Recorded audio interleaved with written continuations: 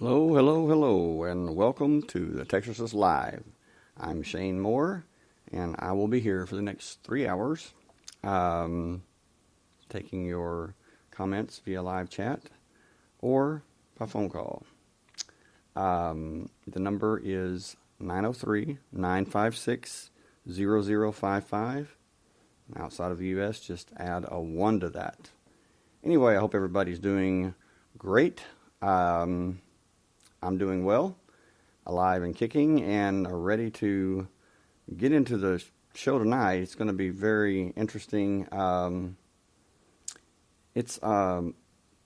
topic is place of refuge, transcending space and time, planetary alignment, and the date of January 17th.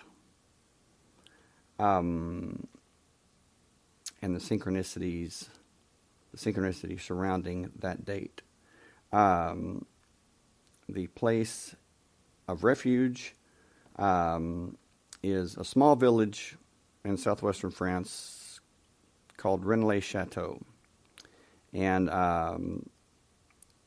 Elizabeth Van Buren, who was, I believe she was the granddaughter or great-granddaughter of former president way back, President Van Buren. It was his granddaughter or great-granddaughter. She lived there, and she's the one that named Rennes-le-Château the place of refuge on the planet. Keep in mind, this village is very, very small. I don't believe there's more than 10 people living there now. Not many people know about it, but it's a very sacred place. And I will get into that and talk about how that it may be a portal. There may be a portal there for transcending space-time. We'll talk about the planetary alignment, what that means, and how everything seems to be coming together.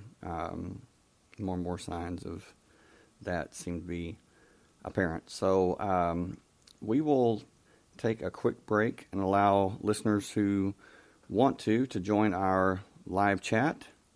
And we'll be taking questions, comments, and personal experiences by chat or by call. We'll take a short break now and allow those listeners to join the chat who want to. So, be back in 3 minutes.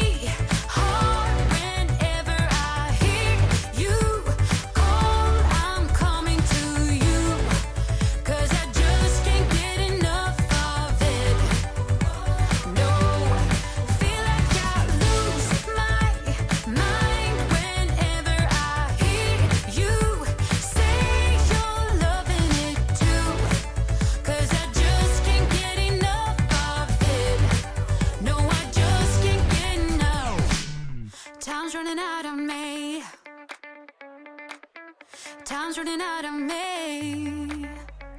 Hey, time's running out of me.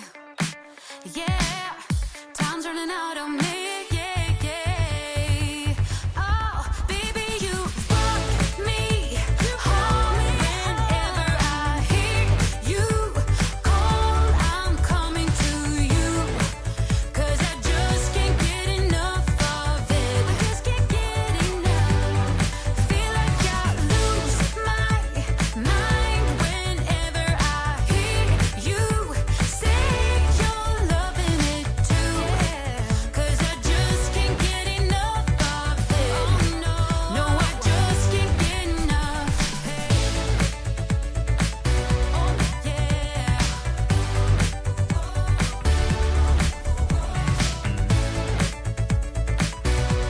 Hey, no, I just can't get enough.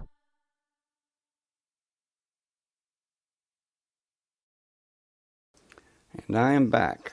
Hello, Tina. Glad you joined us. Mona, thank you for being here. Yes, tonight we'll be talking about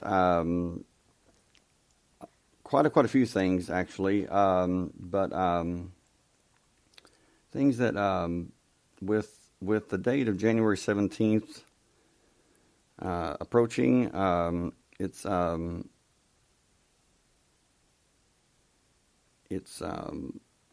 pretty imperative that I thought that I would do a show on it, on the synchronicity of the date January 17th and how it ties in with events around the mysterious Rennes Chateau. And so it just started getting deeper and deeper.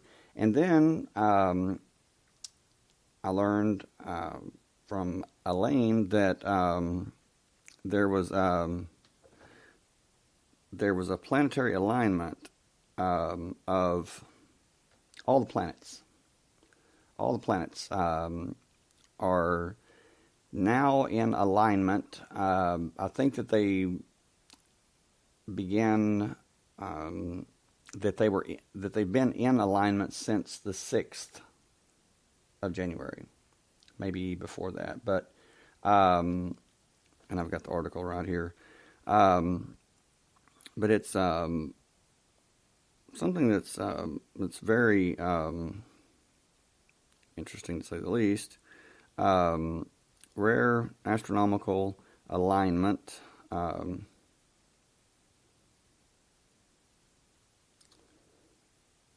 January 17th through the 21st, all planets go direct.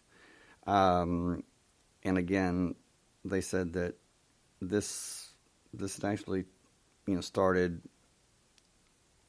on the 6th. Makes no difference, because when I saw these dates, and you'll understand why that this just jumped out at me.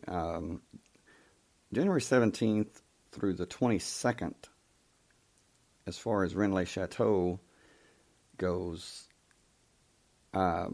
is huge. This is something that this is a place that not many people know about. Like I said, it's just a small village, but the history behind it and the mystery, the power that it holds. I mean, I've studied it for 18 years now. I saw this book in a Maine airport in Bangor, and so I got the book, and on the flight back to Texas, I had read 3/4 of the book. I mean, it was like, it just jumped out at me. I went right to the book, and it was Holy Blood, Holy Grail. And I don't agree with everything in that in the book Holy Blood, Holy Grail, but I do agree with some of it, and I do agree that there is something there in that small village, in that area, that is very powerful. And for some reason, I have always felt that it had to do with, believe it or not, with a type of portal that could transcend space and time. And lo and behold, in researching it, Charlie Chaplin, his daughter-in-law, Patrice Chaplin, came out with a book in 2012, I believe, called The Portal. And she said that she was that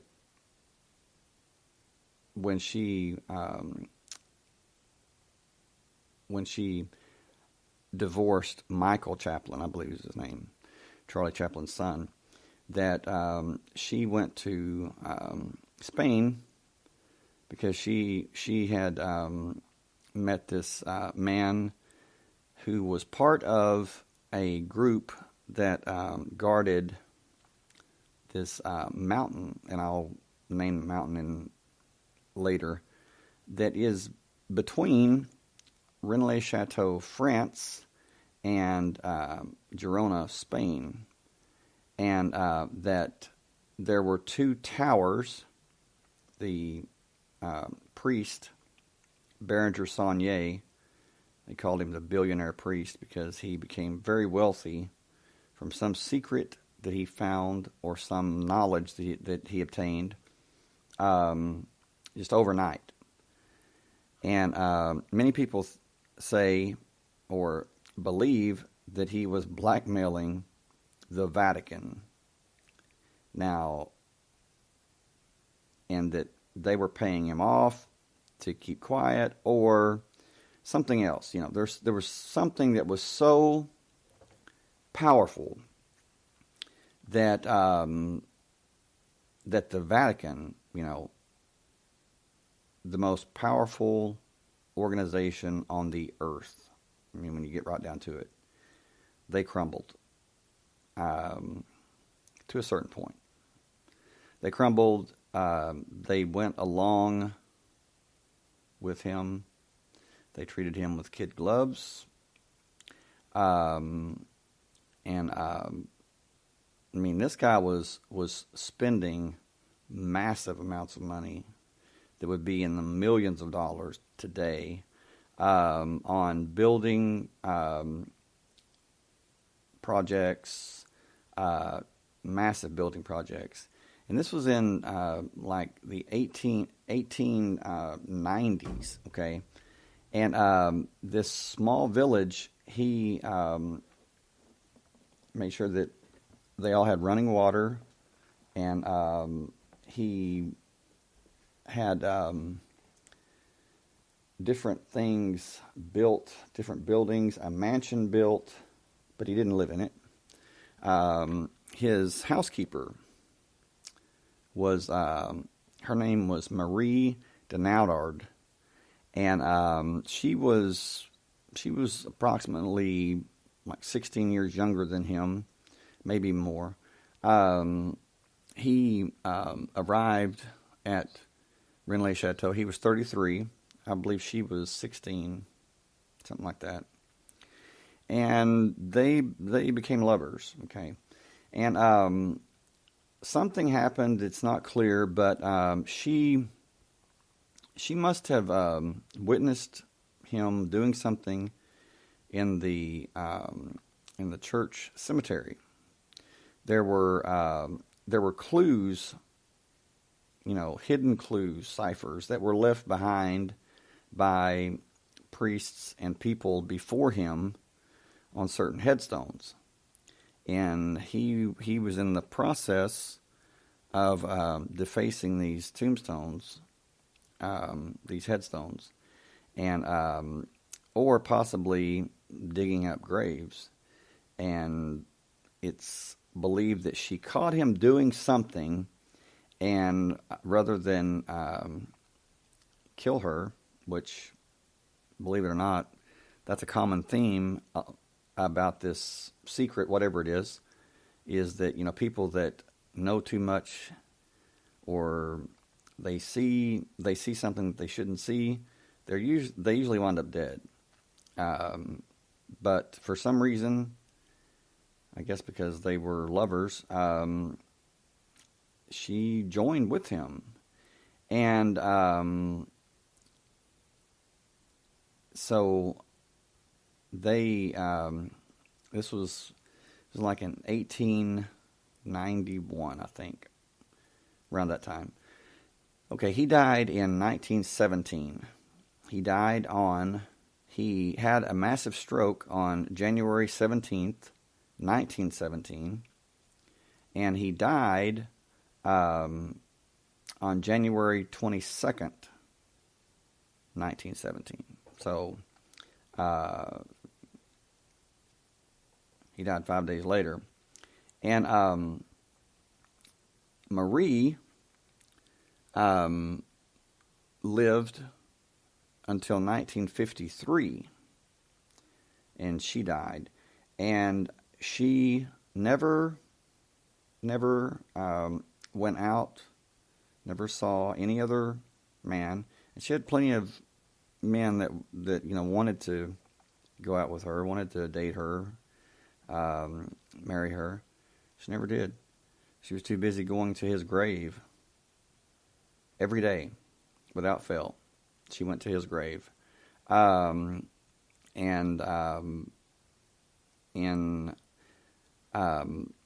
the chateau was purchased by a man named Noel Corbeau, I believe in 1947, something like that. It was in the 40s though, and he told her that she could live there, but that before she died, that he wanted to know what the secret was of Rennes Chateau, and she said that she would tell him. She would tell him in time what the secret was, because she said that the secret of Rennes Chateau, she says, will make you a very wealthy man. And she often said the secrets of Rennes Chateau could feed 100 people for a lifetime, or something like that. A lifetime, or there's gold beneath our feet, or And she wasn't talking, I don't think, about actual gold. She's talking about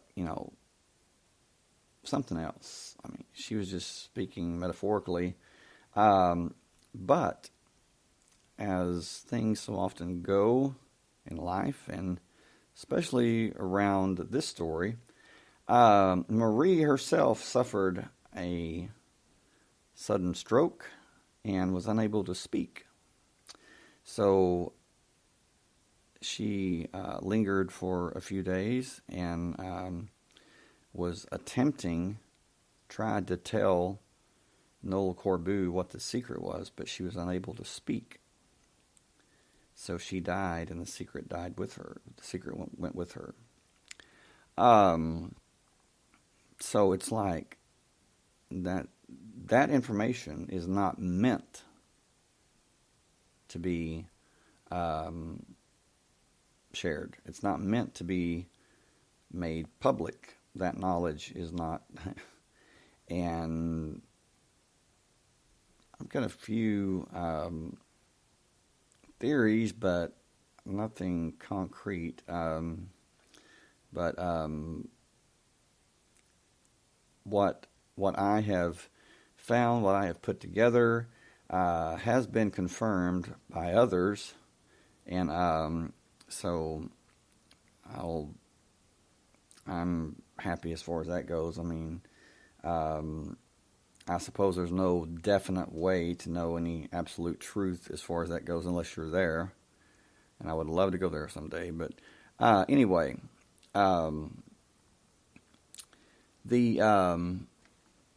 about that, I have the bio here. It says the mystery of Rennes-le-Chateau began in the late 19th century with the appointment of Berenger Saunier as priest for the area's hilltop church. The church of Rennes-le-Chateau was said to be in total disarray and in urgent need of repair upon his arrival. With the little money Saunier was able to gather, he slowly began to make updates in order to restore the church and lands. It is during these renovations that the mystery starts to take shape. Workers who were helping Saunier with repairs are said to have witnessed Saunier make a few unexpected discoveries within the church. Some accounts say he found hidden glass vials with papers tucked inside. Others say he discovered a secret entry to a lost tomb. And yet further accounts relate how he unearthed pots of gold and other valuable treasures. Some even think they are all possibly to have happened, for the area was rich with history and royal activities. What exactly Saunier found is part of a mystery yet today. However, it seems that he did at least discover some things of worth during this time of remodeling. For after this he began to spend extravagant amounts of money. More money than his job as a priest could have ever offered an explanation.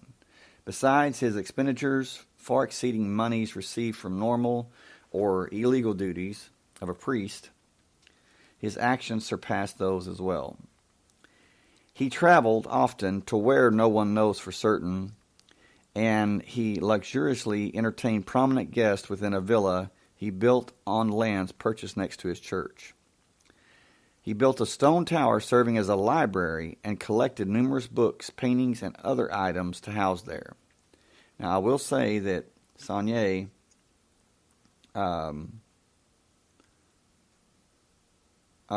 you say, why didn't either of them just write it down? This is something that is not is so powerful that it was written down, so to speak. It was engraved on the headstones of these noble people there in Rennes-le-Chateau. The hot pools, the Marie de Negre hot pool died on January 17th, and I believe it was she died. Well, I'll get the year, but she died on January 17th. The former priest of Rennes-le-Bain,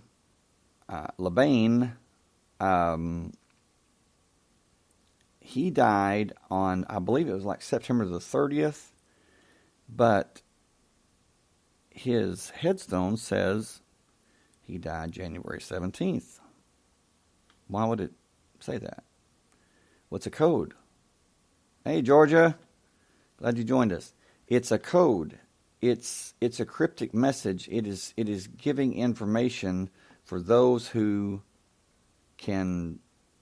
know how to read it. And the painters, the great Renaissance painters such as Nicolas Poussin, David Tenier Jr.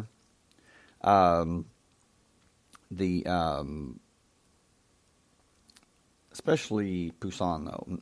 Nicolas Poussin was the painter's painter, brilliant artist, and he painted what is called the Shepherds of Arcadia. It's a tomb, and there's a woman there at this tomb, and I've seen the actual what looks to be the actual tomb before it was destroyed, that was in this painting that was painted in like the 1600s.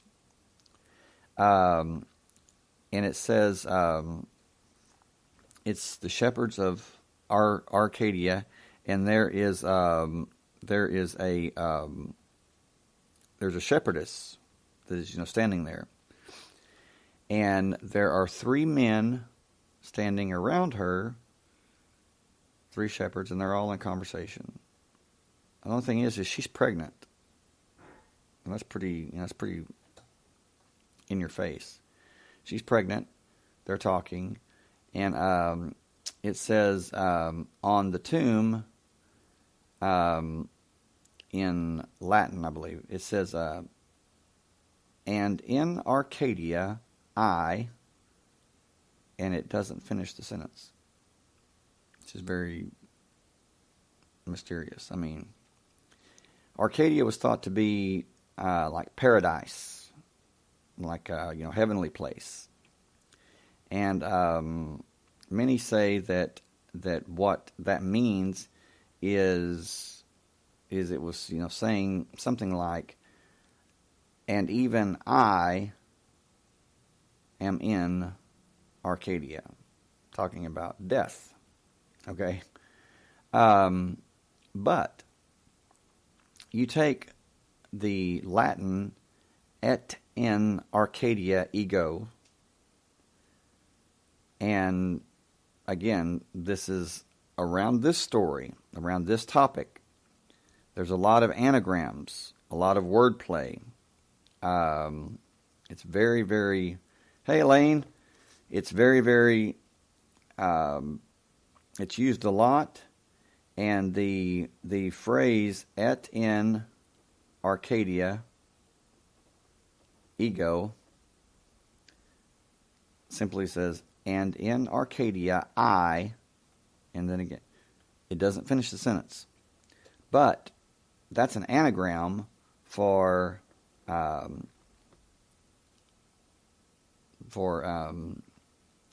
Tego, and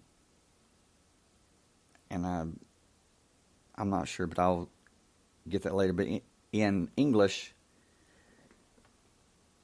it is also, when you take the Latin and you read it as the anagram that it is, in English it means, be gone, I hold the secrets of God. Tego, be gone, I hold the secrets of God. Which would be, I hold the secrets of creation. Which would be pretty powerful. Saunier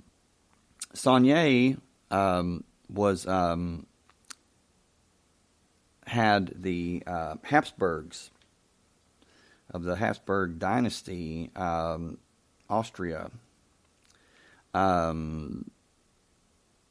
visit him, and some say that it was Joseph Habsburg who informed Saunier to search for whatever he found, something that the nobility, the royals, knew about there in that area or that village, and they told him where to look, and he was entrusted with a great secret. Now, I don't know what that was, but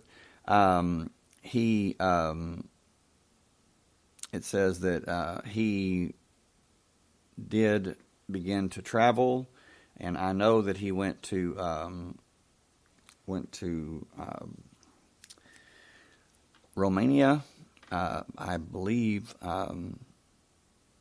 in Bulgaria, and he even opened a joint bank account with Joseph Habsburg's nephew, Rudolph. And I mean, we're talking, the Habsburgs, very powerful family. I mean, we're talking, they married in with Queen Victoria. So, that's a powerful family. I mean, bloodline or whatever. And you have them going to him at this little village out in the middle of nowhere, and very strange. But anyway, I'll continue reading. It says that he was also seen in the cemetery late at night digging, and remodeled his church in curious detail and fullness.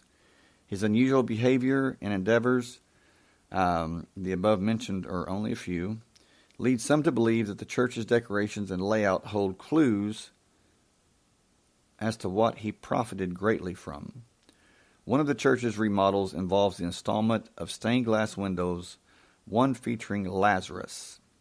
You know, Lazarus was the one who died in the New Testament, and it said that Jesus went and raised him from the dead 4 days after he had died. It is from the Lazarus window that light shines through and creates the appearance of what is termed blue apples or colored orbs at midday, noon, on January 17th on the church's wall. Without fail. At noon, every January 17th, sun shines through, and the blue orbs, well, they're actually multicolored, but there's blue orbs. They appear on the wall. So there's a reason for that. I'm not sure what the reason is, but there is a reason for it. The light phenomenon is only made significant because the phrase midday blue apples is part of a longer message which was supposedly deciphered from one of the papers hidden in a glass vial that Saunier found while renovating. The message in its entirety is, Shepherdess, no temptation, that Poussin and Teniers hold the key, Pax 681, by the cross and this horse of God, I complete or destroy this guardian demon at midday blue apples. So, it's very cryptic. Very, very cryptic. But it does mention the Renaissance painter Poussin and David Teniers.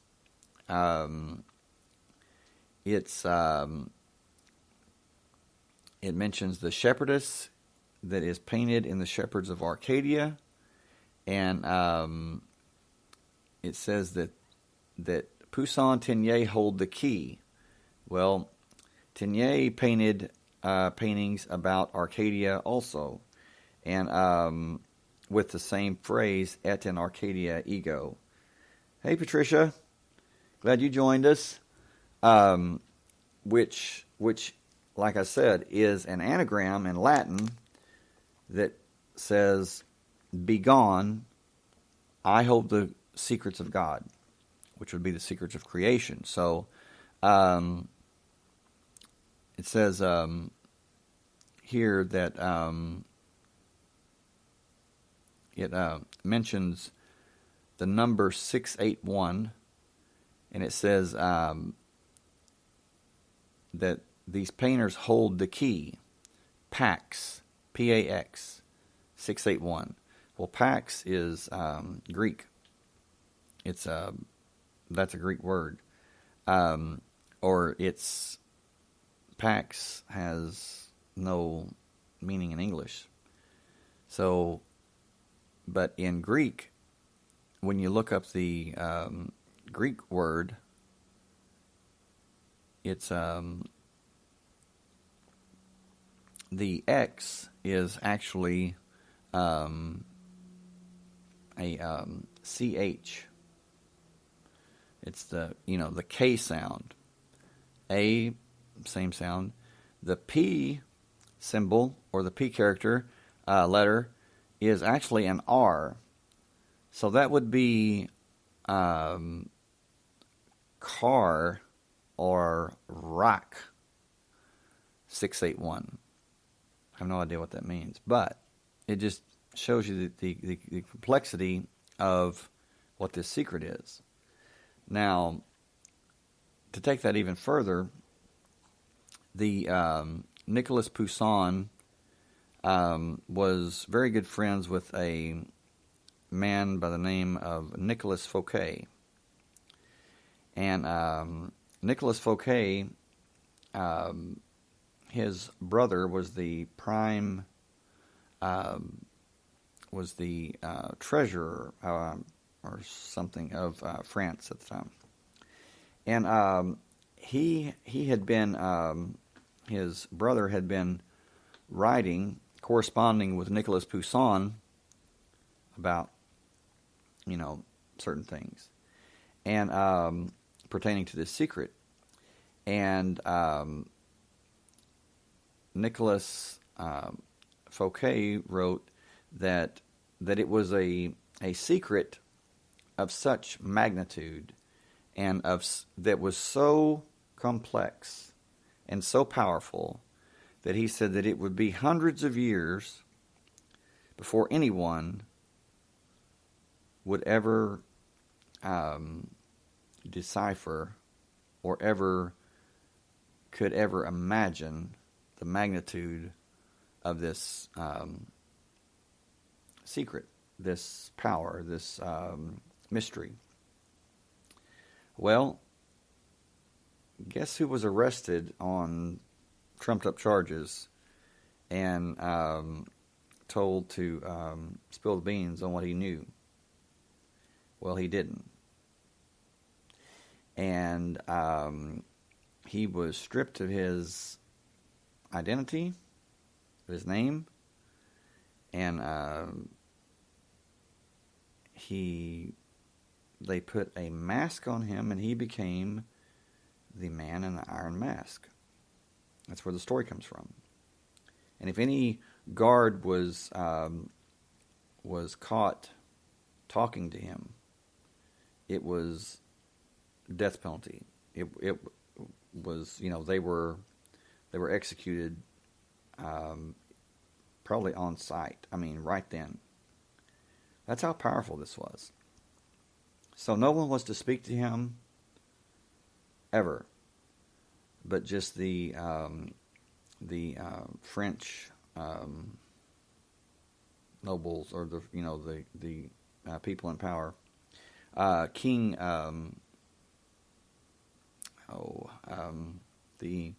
the King of France at the time, and I'll get to that, wanted to know what the secret was, and had him imprisoned, and where he supposedly died. I mean, but there's something about this secret that seemingly protects whoever it is. I mean, it's like, why didn't they torture him to get the secret out of him? Maybe because they knew that no matter what they did, that he wouldn't tell them anyway, or that there was something that was protecting him that they weren't going to circumvent. It says here that one might ask, what does midday blue apples mean within the message, or what does the whole message imply? And this message is, supposed messages that he found, and of course I've seen them, where the letters are raised just a little bit above the other letters. You have to kind of look, be paying attention, and you'll see them, that the letters are raised, and they have little dots above some of the letters. Namely, the letters S-I-O-N, which spell Scion.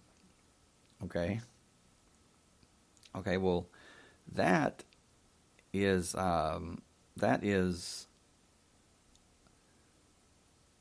Scion, which is also can be referred to, is referring to Mount Hermon. Yes, Mount Hermon, Mount Shinar, Mount Hermon, Mount Sion. It is the other, it's a play on the God, the Christian God, as far as his mount was Zion, Zion, and the Mount Hermon, supposedly where the angels fell and mated with human women. Mount Hermon was also called Mount Sion, Sion, and that's very plain in this code, the letters Sion. They're like dots above them. The other letters have, like I said, they're raised off of the page. But the numbers 17 and 22 reoccur throughout Rennes-le-Château for whatever reason, and it has to do a lot with numerology. There's I'll just read some of these, how much that the numbers 22 and 17 occur in Rennes-le-Château, and they also, the dates of the 17th and the 22nd occur over and over again. There has never been any satisfactory explanation given for the occurrence of the two numbers. Are they significant or merely coincidental? You decide. The primary occurrences of 22. The 22nd of July is Mary Magdalene's feast day, as far as the Catholic Church is concerned. And again, Mary Magdalene was said to have arrived on the shores of Gaul. It was Gaul back then. In, I believe it was 42 AD with her brother, 42 AD, with her brother Lazarus and her sister Martha. That's what it says. This is just legend, okay? So in the Gospels, when it says Mary and Martha, well,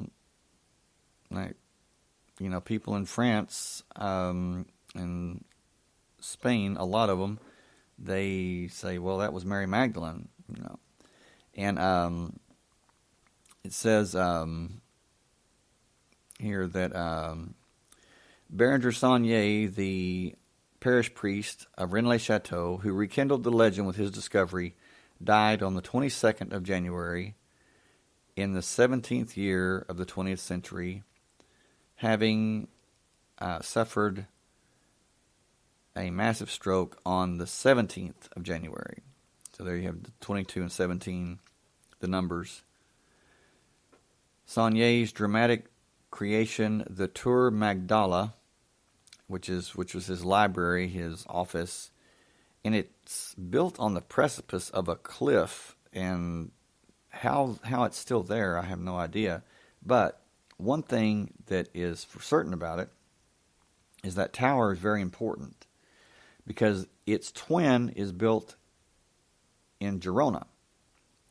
And Patrice Chaplin, who was married to Charlie Chaplin's son, Michael Chaplin, she says that there is a place, there's a mountaintop between Rennes-le-Château and Girona, and get this, the two towers resonated with each other, and that's what generated a portal on top of this mountain, this Mount Canigou. Mount Canigou. and she said that she was that she had dated and that she was in love with a man who was part of this group that had gone through the initiation, and she said that this goes back as far as recorded history. Maybe even mankind's beginnings itself. I don't know, but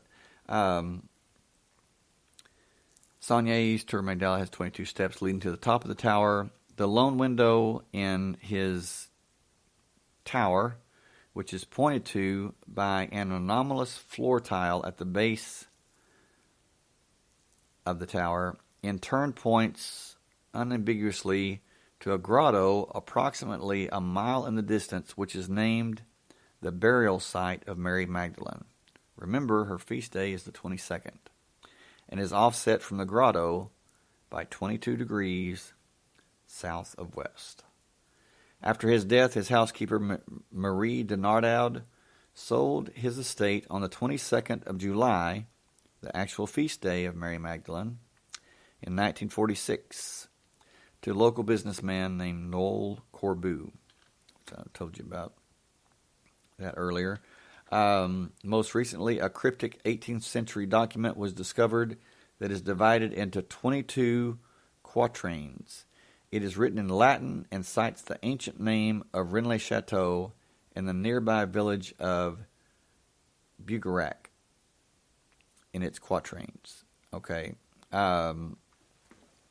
There have been authors, writers, such as H.G. Wells. Van Gogh was someone that knew about Rennes-le-Château. Thomas Jefferson knew about Rennes-le-Château. Matter of fact, he built Monticello on the same ley lines as Rennes-le-Château. And that's another thing, is there's ley lines, there's these power lines, these energy lines that Rennes-le-Château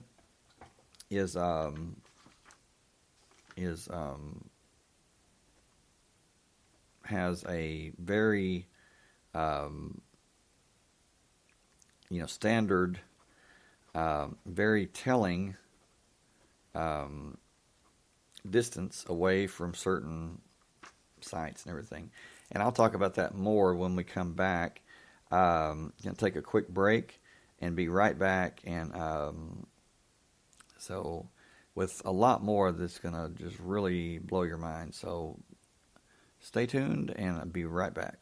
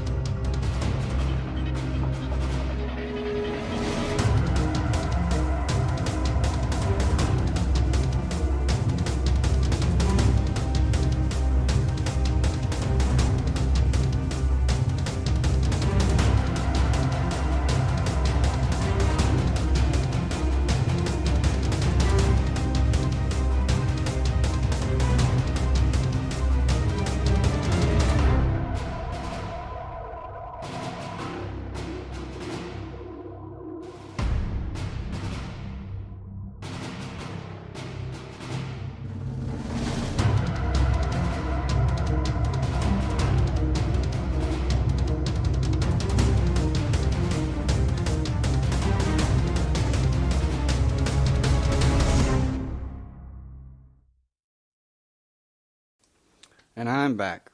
Anyway, it says that the famous Latin inscription over the door of the Church of Saint Mary Magdalene reads Terribilis este locus iste. This place is terrible, and makes up 22 letters. There are many others, but quite quickly you get the theme of the story. There are 22 letters in the Hebrew alphabet.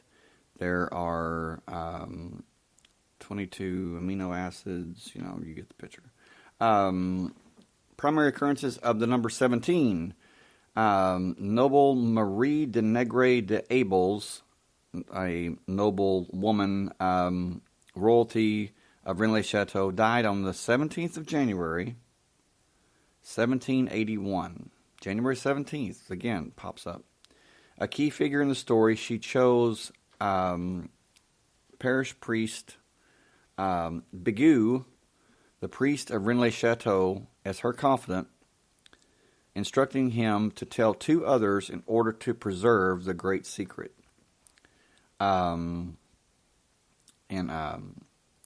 The feast day of Saint Sulpice is January 17th. Saint Sulpice, the Church of Saint Sulpice, is also where Saunier sought assistance in deciphering the coded parchments he uncovered in his church.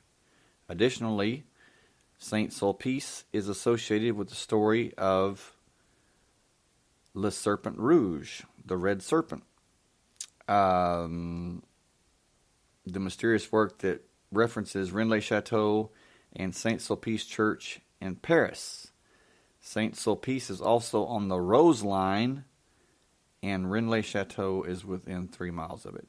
Patricia, you say, okay, I may have missed something, maybe said earlier, but why would a saying over a threshold of a church say it's a terrible place? Good question. That's from the book of Genesis, where Jacob falls asleep and he sees the angels. He sees Jacob's ladder. He sees the angels ascending and descending from heaven, and he wakes up and he says that he's seen God, and he says this place is terrible, for I've seen God. And what that is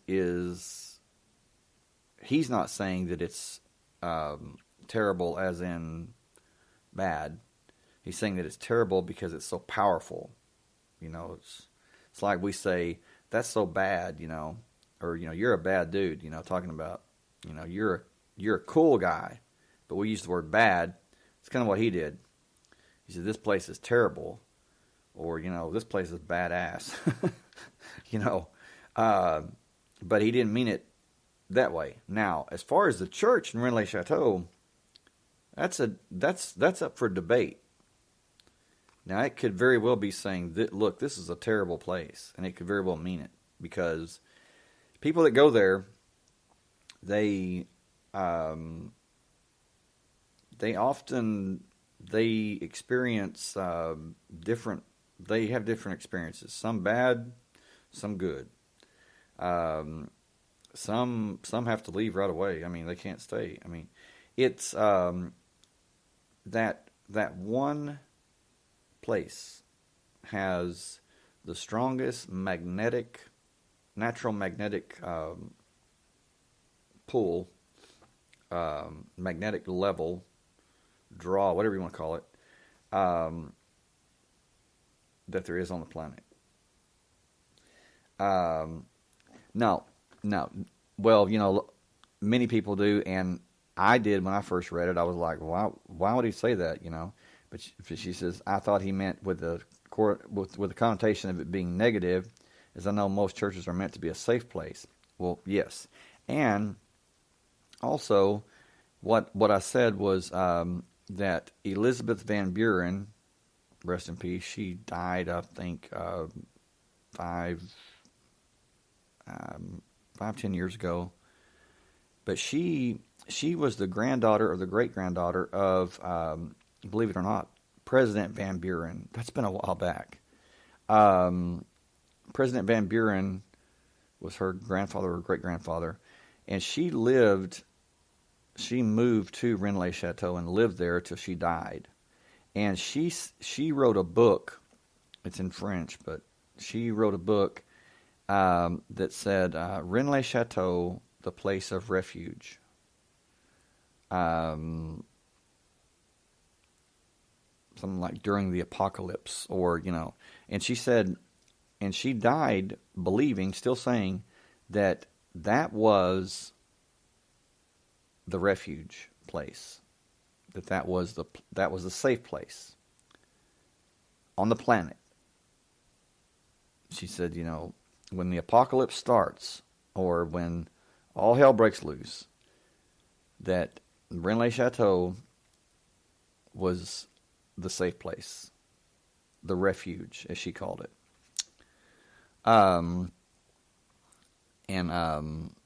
But people like H.G. Wells wrote and used names. Yeah, you just managed to scare yourself. That's fun, isn't it? That's my idea of a good time. Just scaring myself. I'm so insane. Anyway, but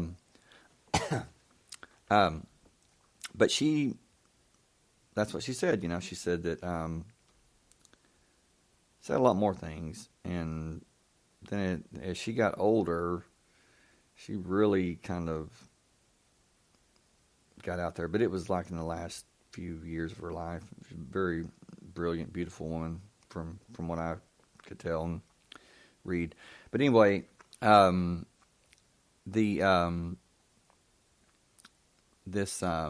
feast day or the Rose Line is a very real thing, and it goes through the Saint Sulpice Church in Paris, and Rennes-le-Château is within 3 miles of the Rose Line. Now, when you hear as far as the occultic term sub rosa or Rosicrucian, the Rosy Cross or whatever, when it says sub rosa, it means it's done under the rose. It's done under the, it's done undercover. Because rose is an anagram for eros. So literally undercover. Yeah.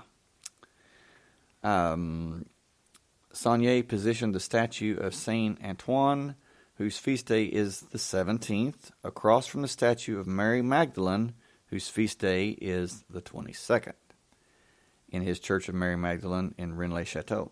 Now, that tells me that her feast day, being July 22nd, you have the numbers 7/22. His Saint Antoine feast day is the 17th. I believe that's talking about January 17th. So you've got 117 or 117 and 722. Now, when you take the number, and this is going to shock many of you, but this is what I'm talking about. This is what I want you to see. Is let's see. When you take 22. Now remember, I've been telling everyone listening that when you read the Bible, that there's truth there, but so many people say, I'm not reading that, it can't be true. Well, yes it is, but it's true on another level. You're reading it literally, and of course not. I mean, but when you get to the truth, when you put forth the effort to search for the truth will reveal itself to you. And the feast day of Mary Magdalene is July 22nd, 7/22. 22 divided by 7 equals 3.14285, or the closest to pi that you can possibly arrive at. So, that's another number that is very, very important in this, is pi. 3.14, we'll say. 3.14, okay? Pi.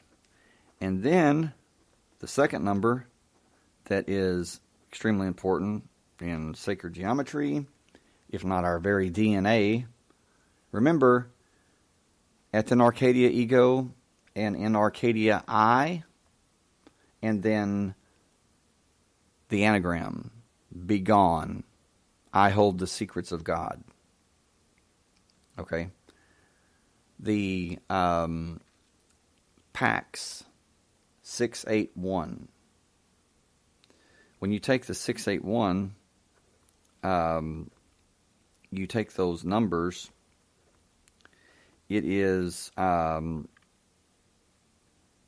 it has something to do with phi, which is 1.618, which is the divine ratio, the golden ratio, or the golden spiral, that everything in nature itself is built on phi, the Fibonacci sequence. Phi and pi, those are the two most important numbers in mathematics. I mean, it's just so you have you have what appears to be the feast day of Mary Magdalene, very well may be, but they didn't choose that day by chance. They chose it because of what it represents. It represents pi. Sacred geometry, advanced mathematics, physics. Trust me, in this, talking about this, the knowledge, that's why Poussin, that's why Tenier, that's why Fouquet were, talking that no one within, in hundreds of years, that it would be hundreds of years before anyone would have the knowledge to crack this code or to, find out what this secret is. But isn't it amazing that we have 22 amino acids, I believe. We've got, we have 23 chromosomes, right? So we have 22, and then we gain the X or Y from our parents.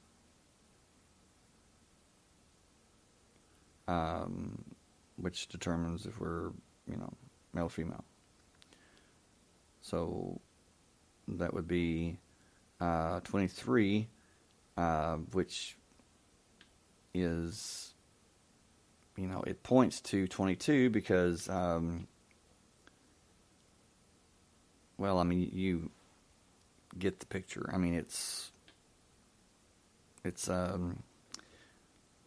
We have 22 chromosomes, and then we receive the X or Y. That's the determining, if we're male or female. That's how I understand it. Anyway, Another huge thing that you will hear in this story is the name Dagobert. Dagobert the second. It says there's a parchment that says this treasure belongs to Dagobert the second, and he is there dead. Dagobert was the king of the king of the Merovingians. Yes, they were called the red-haired kings, or the comet kings, because of their flowing hair, their long flowing hair, that they believed that they derived supernatural powers from. Sound familiar? Hello, Samson, from the Bible. Yes. They traced their lineage, their bloodline, back to Samson. What tribe was Samson from? The tribe of Dan. The tribe of Dan that does not show up in the book of Revelation, because it is said to be the tribe that the Antichrist comes from. Starting to get the picture? The Merovingian bloodline, a very real thing. Dagobert II was king of the Merovingians. Merovingian empire or bloodline started, I believe it was in 481. I'll have to check on that, but it was somewhere around there, 481, something like that. And it was said that King Merovee was born, that his mother was swimming in the ocean, and that she was inseminated by by some ocean creature or something, and that's where the Merovingian, that's where they got their powers, or pretty weird. Patricia, Samson was the person in the Bible, Samson and Delilah, that he supposedly had supernatural strength that he got from his long hair, and she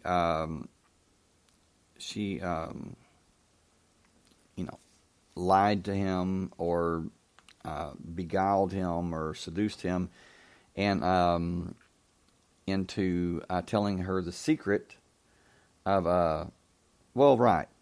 But I mean, this is, again, this isn't literal. You have to remember, I just said, this is metaphorical. It might be that they're not talking about the hair at all. They could be talking about something else. They could have been totally insane and really thought it was the hair. I don't know. But my best guess would be that they're talking about something in the DNA. Like if you were going to talk about DNA without saying DNA,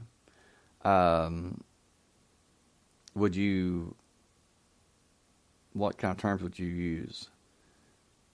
Would you use terms like long hair, or like a ladder, maybe like Jacob's ladder, that you saw the angels? Only you're not going to say that, because you don't want to, you have to be cool. You have to convey a truth without speaking, without describing it. So you see power going up and down. Okay, Elaine, take care. Sweet dreams. Oh, Patricia, you say, "Oh no, I meant the woman being inseminated by the sea creature. That's all." Well, that's true. I mean, yes. I mean, like if it was like a manatee or something, yeah, that's pretty creepy and weird and disgusting. But also, but what if it was like, what if it was, let's say, I mean, I'm just going to throw this out there. What if it was like an alien life form, you know, that wasn't really a sea creature, but what if it was like an alien life form that, you know, may be able to have, I don't know, got her pregnant, and who knows? But it, you know, it very well could have been. I think that would be that would make more sense than you know, than some sea creature, sea monster, or whatever. You know, inseminating her and her having Merovee, but that's where they derive their you know, power from, is but they trace their lineage back to the tribe of Dan, which is where Samson and the long hair comes from.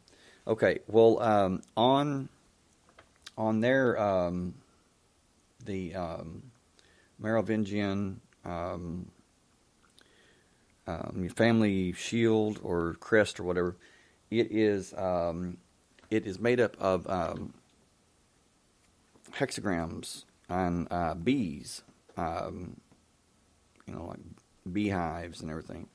Well, what the deal is that this bees are, you know, worker bees. They're workers. They have a queen. They're very, very good at what they do. They work hard, and they, you know, it's like they know. It's like sacred geometry is built into them. They know how to make a hive, how to make these little cells, these little hexagon cells. Everything fits into, the honey fits into, and they're a marvel. I mean, they're so, you know, intelligent and this and that. Okay, well, in the Bible, Samson kills a lion with his bare hands, and he comes back a few days later or something like that, and bees have built a hive inside the dead lion, inside the lion's carcass. And one thing about Samson was he was a Nazarite, and he had to take a vow, you know, a certain vow, that he would not ever touch a dead body. If he touched a dead body, that he would lose his power or whatever. Well, he said the honey was inside, the hive was inside the lion, and so he wanted the honey, and he touched the lion, the dead lion, to get the honey. Okay, well, nowadays when you see royalty, when you see their crest, their shield or whatever, most of the time you see a lion somewhere on there. Okay, that's representing, most likely, when it has bees involved with a lion, that is, you know, saying this is the tribe of Dan. This is the, or I mean, they're not going to, you know, come out and say it, but, you know, they're saying, yeah, we're the tribe you won't find in the end. You know, when the story ends, yeah, we're nowhere to be found. You know, we're that tribe. No, I mean they're proud. They're proud of their tribe. They're proud of who they are. And but they're not going to say, yeah, we're of the tribe that, that evil personified comes through.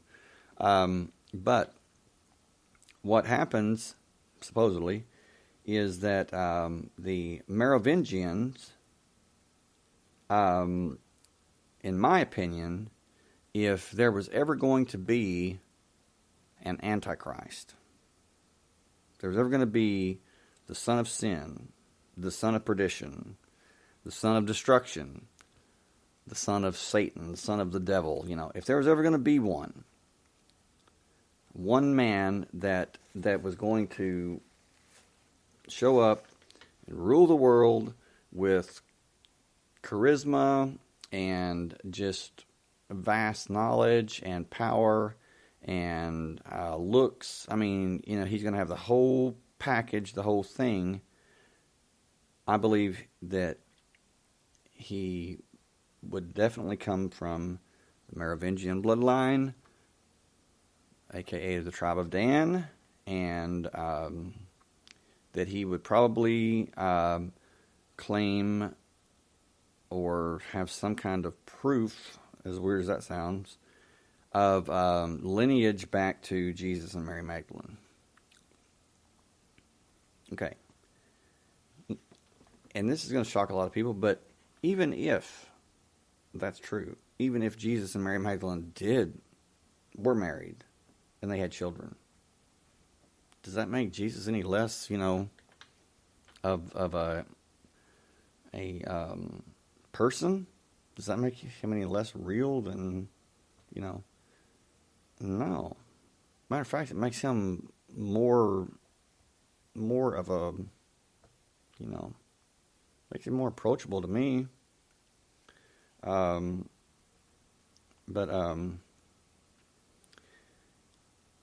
So this is what I would say, is that if there is a literal Antichrist in the form of a man that's going to come and it's going to, bring hell on earth by deception and by power and this and that, he's going to come from this bloodline, from the Merovingian bloodline. And tribe of Dan, and we'll have some kind of proof or something, and I don't know how that's going to work, how it would even begin to work, but it would be something along the lines of DNA, or they're going to find a body or bones and say, hey, this was Jesus, this was Mary Magdalene, do the test and run it back on him, and hey, you know what? This guy's like, this is modern day Jesus. I mean, he has the same DNA. And there's going to be more at work there, though. I mean, if this takes place, this is going to be like, people are going to buy it because this guy's going to be good. I mean, he's going to be very deceptive. Anyway, it says the son of Dagobert the second, Sigisbert, the sixth, is purported to have visited Rennes Chateau on January 17th, 681 AD. There's the 681. So you have January the 17th, okay, and then you have the 681 that was in the coded parchment, Pax, or car, or rack, 681. Whatever that means, I have no idea. Well, I've got some kind of an idea, but there's that number again, 681, and it means something. There's a meaning to it, just like there was a meaning to the feast day of Mary Magdalene, 722. 22 divided by 7 gives you pi, or the closest you're going to come to pi without actually being pi, and they're exactly the same for all practical purposes. So, the lost body of Dagobert was supposedly rediscovered on January 17th, 872. And these years, they could be a code. They could be telling everybody that's looking into this, hey, just think of it more as we're giving you Georgia grabs popcorn, absolutely. They're giving you more than years, than certain years. They're giving you information saying, hey, this is the year, and they're winking at you, This is the year, but it's something more, too. As a matter of fact, in this story, it can be 2 or 3 things. Dagobert was the king, the Merovingian king, and who there was the Charlemagne. You've heard of Charlemagne. That every U.S. president can trace their bloodline back to Charlemagne. Charlemagne, the king of the Franks, or whatever. Yes. Well, Charlemagne's father, Pepin, was wanting Charlemagne to be in charge. So he colluded with the church, or the Roman Empire, and Dagobert II was killed in the forest. Hey, Nazreen. Glad you joined us. Dagobert II was killed on, I believe it was December 23rd or the 22nd, which is the winter solstice, by, I believe it was an arrow through his right eye. Okay. Now the Bible says that the Antichrist would suffer a fatal wound to his head, but that the fatal wound would be healed, that he would rise from the dead. So, could it be that the Merovingian Dagobert II that was killed, could it be that his somewhere down the line, 1,500 years later or 1,300 years later, that's how his fatal wound or head wound is healed? Could it be that Dagobert II really wasn't going to rise from the dead, but one of his ancestors would, and that's how he would rise from the dead? It would be the same bloodline, the same DNA. Like, here I am back, And anyway, the bishop presiding over the apparitions of Bernadette at Lourdes announced that the sightings were of divine origin on January 17th, 1862. Okay. If you've heard about, I think Madonna named her daughter Lourdes after these sightings, and then you've heard of the prophecies of, or the prophecies of Fatima. I'm sure. This is in like the same, kind of like the same setting and everything, but they were announced that the sightings were of divine origin on January 17th, 1862. Which I always think that's really stupid, really, because it's like, okay, we did the test, and what test? I mean, yeah, yeah. Do you have your little box there that you check for? Yeah, it's God. No, it's not God. Yeah, we got a blue line here. It's kind of like they're taking a pregnancy test or something. It's a definite yes or no. It's like, hey, why can't you say, well, there was something here, but we don't know what the hell it was. So, um, but the bishop presiding over the apparitions said they were of divine origin. Okay, whatever. You're not gonna make me believe it. Yeah, divine origin. Okay, buddy. I have some gray coming at me with his finger lit up. Come here. I'll be like, hell no. See ya. Nope. I'm not interested in that. You keep your fingers to yourself. Anyway, Saunier Superior Bishop Billard purchased Notre Dame de Marseille, I believe, in Limoux on January 17th, 1893. It is believed he was aware of a great treasure in its vaults. Okay, well, that church is, I've read a lot on that, researched a lot on that, and that church is said to hold the body of Martha from the Gospels. And the skull of Lazarus, I believe, is said to be in a nearby church. And then there was an Egyptian slave girl. Her name was Sarah. And they still have,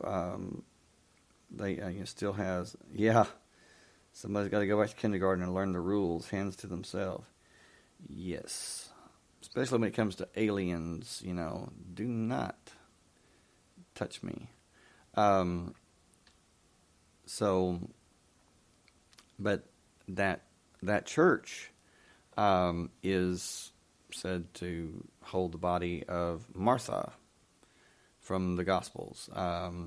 It said that Mary Magdalene, Martha, and Lazarus, and this girl, Sarah, showed up on the banks of what's now southern France.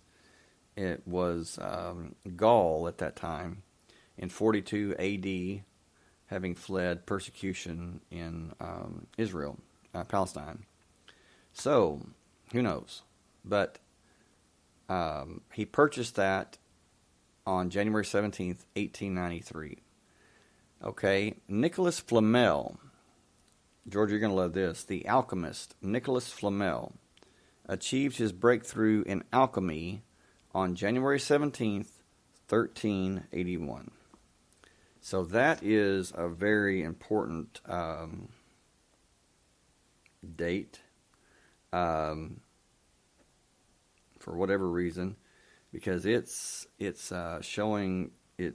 shows up throughout this story over and over and over, and it says that he turned, I believe he said he turned mercury into gold or something like that.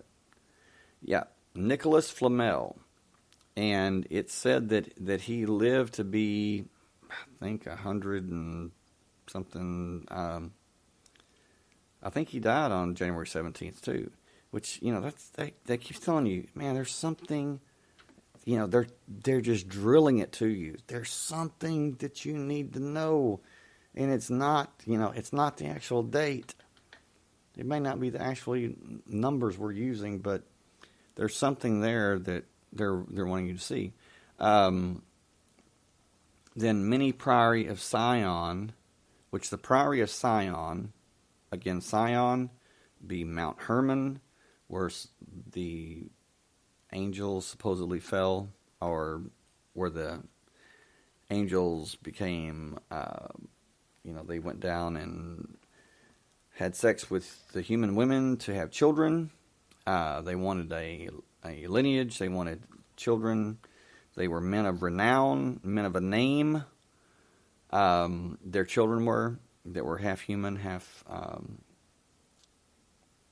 angel, fallen angel, watcher, that were called the Nephilim.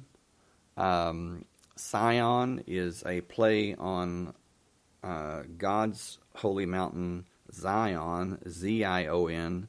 Sion is S-I-O-N, and it refers to Mount Hermon, where this took place.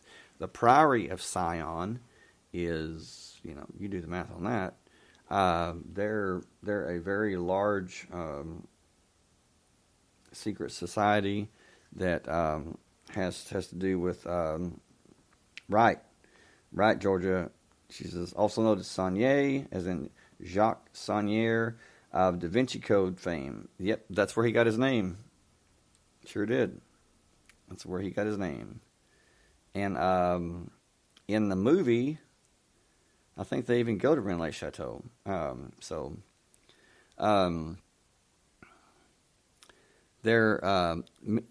Many Priory of Sion related documents and letters are written on January 17th.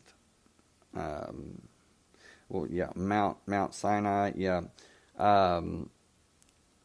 Mount Sinai, that's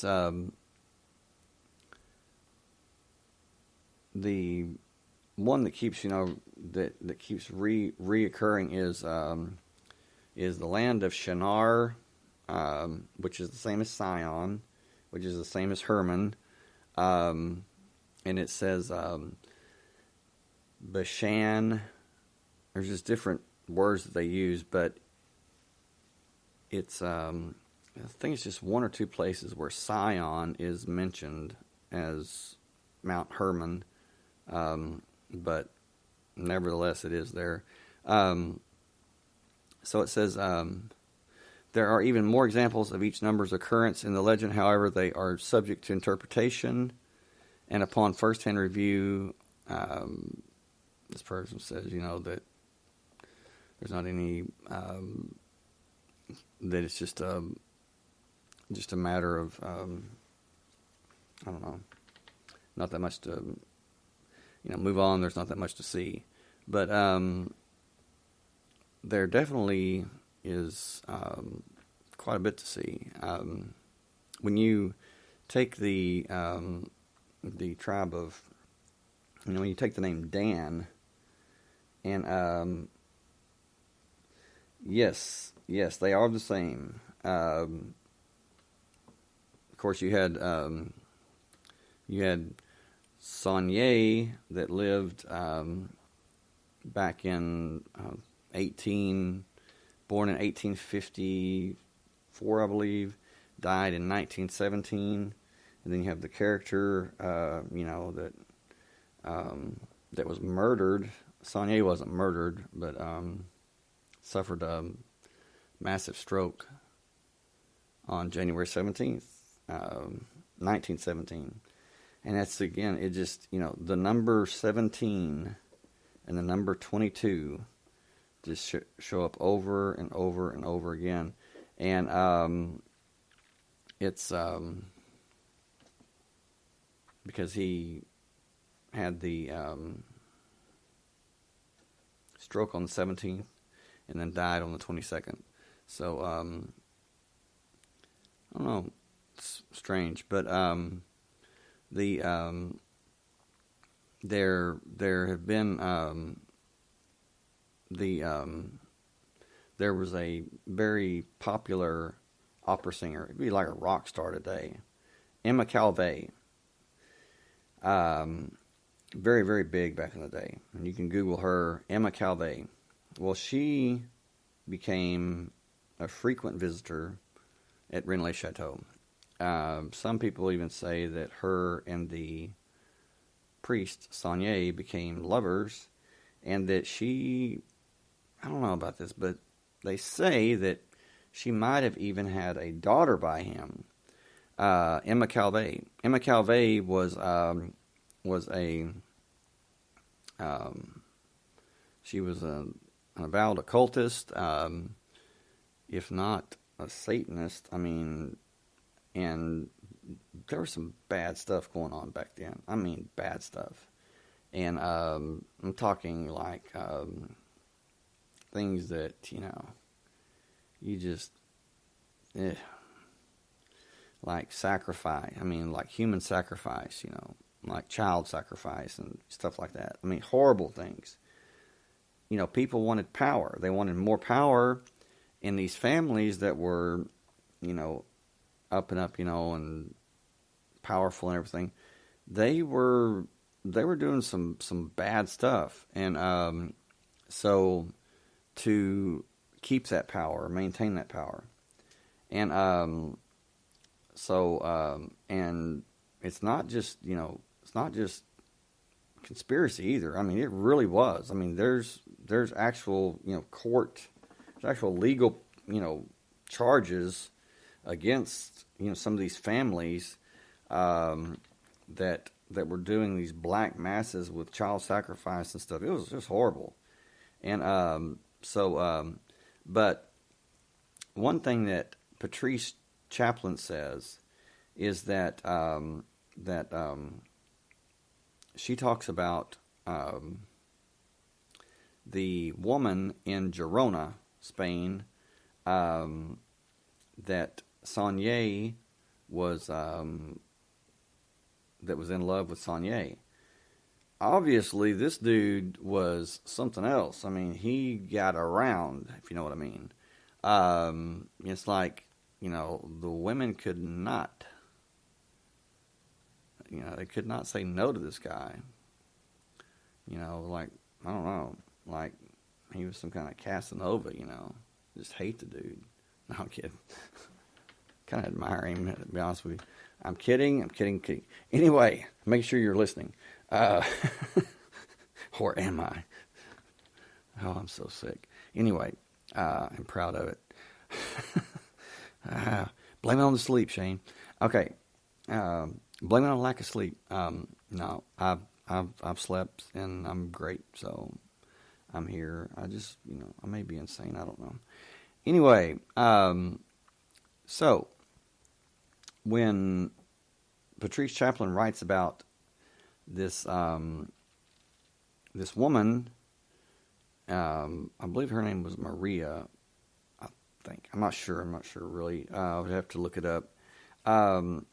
She said that that she was terrified, that she was in love with Berenger Saunier, but at the same time she was also terrified of him.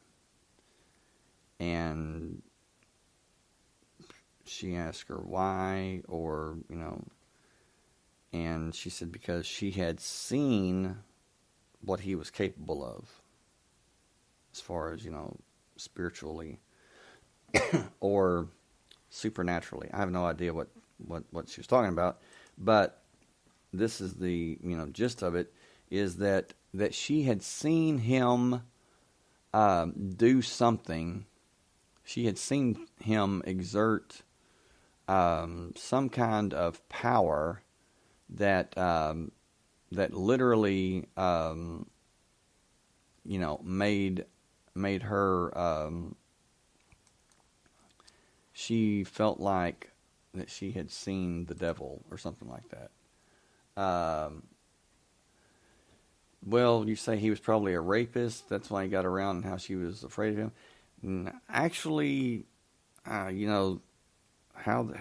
they talk, he didn't have to rape. I mean, he was like a smooth talking ladies man, and they said that when he died at age 65. They said that he was that he looked like, he looked much younger, like much younger, and was a very robust, handsome guy, and that he was in very good health, perfect shape, and everything. It was almost like he'd made a deal with the devil for his, youthful looks, which is interesting because the priest that came in to give him the last rites from the neighboring town of Esperanza, I believe, they said that his name was Riviera, I think, Riviere or something like that.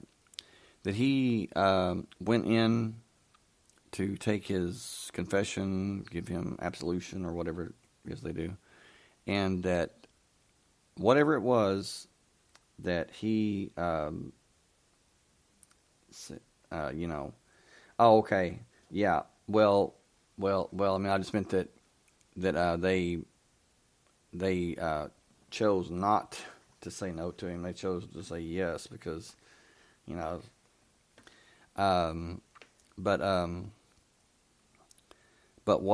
whatever it was, they said, that he confessed, or whatever it was that the priest saw, or whatever he heard in Sonia's confession before Sonia died. They said the priest came out looking like he had seen the devil himself, and they said he never smiled again. It just changed him. They said he was like, a dead man walking from then on. Whatever it was so powerful, so horrific, so evil or something, that it changed him forever, and he never smiled again the rest of his life. And that's that's pretty powerful. I mean, you take just one thing. I mean, that would have to be something that would just be very, very powerfully intense. Something really bad. I don't know. But anyway, we'll take a quick break again, and we'll be right. Or I'll be right back. I like I've got a mouse on my shoulder or something. But I'll be right back, and we will continue talking about this and how this planetary alignment of all the planets is going to take place, going to culminate or something on between January 17th and the 21st, which kind of correlates with 17th and 22nd, and also the different things that different warnings that Anonymous has given. And one thing that Anonymous has said is that to watch the dates of January 20th and the 21st. They're basically saying, hey, watch this, because something's going to happen. I have no idea what they know. I'm just telling you what they said. Anonymous, the charity, the group. Yeah, so they're saying to watch those days. So anyway, be right back in 3 minutes.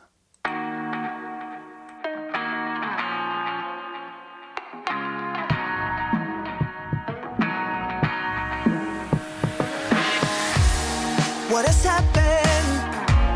What are we fighting for? Now we can't go back and we can't move on. No point to pretend anymore. Better not judge. I'm not keeping score. All I did was wait for the shit you made. I never meant to start a war. It was only a matter of timing. I never needed you around in, but we keep running round and round. I've been down there looking for the silver lining, but no matter what, we always fighting. So maybe you should just get lost, 'cause you're not safe with me around. You best bolt out before I detonate.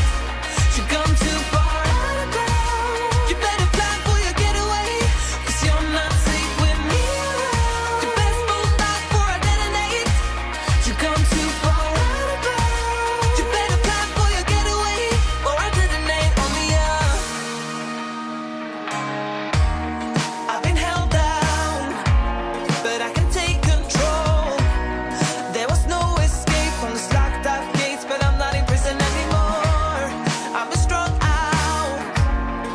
wanted to lose my soul, but you went too far and I won't back down. I'm heading for another door. It was only a matter of timing. I never needed you around it, but we keep running round and round. I've been down there looking for the silver lining, but no matter what, we're always fighting. So maybe you should just get lost, 'cause you're not safe with me around. You best move back before I detonate. You come too far out of bounds. You better plan for your getaway, 'cause you're not safe with me around. You best move back before I detonate. You come too far out of bounds. You better plan for your getaway, or I detonate on the earth. You blew up the love when the thrill was gone. You better get up before the shell goes off, or I detonate on the earth. You blew up the love when the thrill was gone. You better get up before the shell goes off, or I detonate on the earth. 'Cause you're not safe till you run away. You better pack your bags, 'cause you're not safe with me around. You best move back before I detonate. You come too far out of bounds. You better plan for your getaway, 'cause you're not safe with me around. You best move back before I detonate. You come too far out of bounds. You better plan for your getaway, or I detonate on the earth. You blew up the love when the thrill was gone. You better get up before the shell goes off. You blew up the love when the thrill was gone. You better get up before the shell goes off, or I detonate on the earth.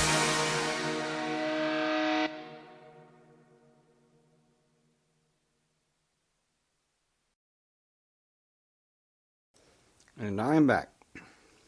Anyway, this is going to prove my point. Not that I need to, but I mean, not that.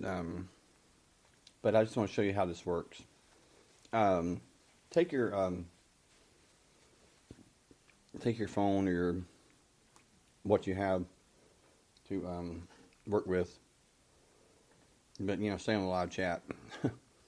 And I want you to do something.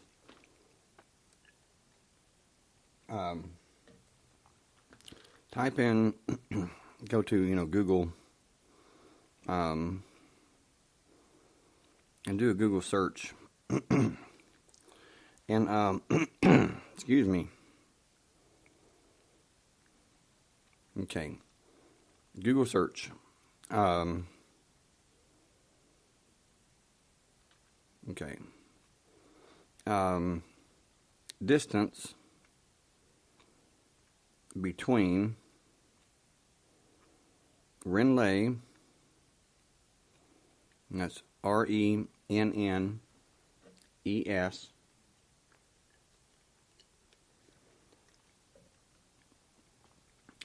then LE, second word, Chateau,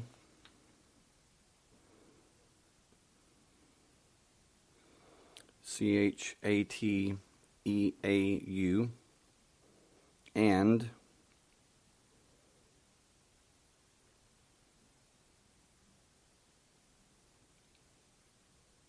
Bethlehem, Israel.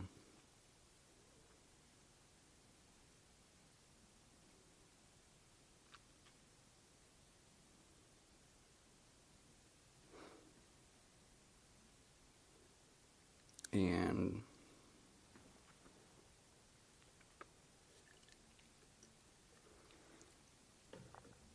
let's see.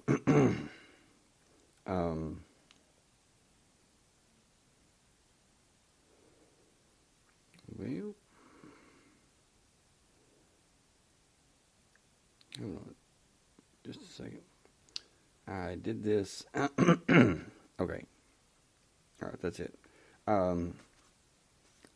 It's 4,670.6 kilometers. Okay.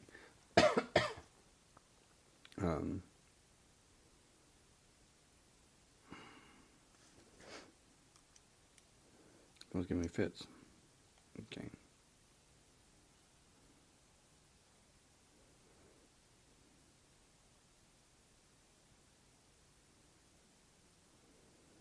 Okay.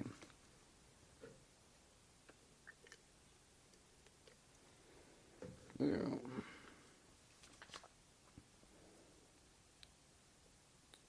Okay. Excuse me. All right. Well, I was completely wrong about that. I have there's let me see here. This is pretty. This is amazing when you let me get to it.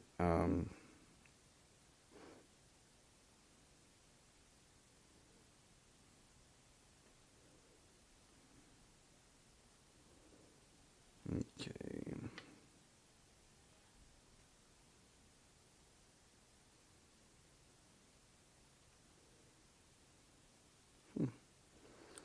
Okay.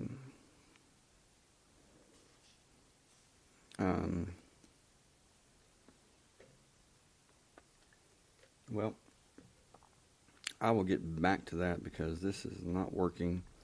But there are certain points from Rennes Chateau to certain points like the Great Pyramid, Bethlehem, where it said, Jesus was born. Different places, maybe even Stonehenge. I'm not sure. But I thought I was sure, or I wouldn't have done this live. But all I can do is take a bow. I made a mistake. But the mileage or the kilometers between Rennes Chateau and one of these megalithic or very historical sites is exactly 3,104 miles or kilometers from Rennes Chateau, which is pi, which goes back to the 722, the supposed feast day of Mary Magdalene. So you kind of follow what I'm talking about, how there's different layers of information, different layers of knowledge, and the more you look, the deeper it gets, and you have that aha moment like I did when I started really studying. I mean, just every waking moment that I had when I wasn't working, and I tell you, it became like an obsession, because once you find something like that, it just Georgia, you've told me about you having that aha moment. Patricia, I don't know if you've ever had that, but that's something that just blows your mind. I mean, it's like you experience it firsthand, and that's what I want everybody to do. Is people say, well, they tell you what truth is, or they tell you what it's like to, Georgia, I've had so many, so you know what I'm talking about. It's like people, and nothing against people that go to church. I personally don't go. I just it's just not for me. Well, great. So Patricia, you say I have, but I can't think of any off the top of my head. Well, good, because then you can how that feels. Well, that is excuse me. Man, Anyway, it's going to be hard to get this out. But that is what the Gnostics, and I'm not saying to follow Gnosticism or anything like that. I'm not saying to follow anything, not even Christianity. I'm saying experience it for yourself. Experience truth for yourself. And you make up your own mind. Because what happens is when you experience truth for yourself, and this is one thing I like about the Gnostics, is that's what they wanted, that's what they taught, and that's what they practiced. Was each person needed to experience truth for themselves and not have some middleman, not have a priest, not have of course, they had, both men and women, spiritual teachers, more like guides, but they certainly didn't, it wasn't like today's churches where people go and they listen to somebody who is very charismatic, very handsome, very beautiful, or something like that. Their Joel Osteen comes to mind. Yeah. No. Patricia, you say, is that similar to agnostic? No, that would be just the opposite. The Gnostics were very spiritual. They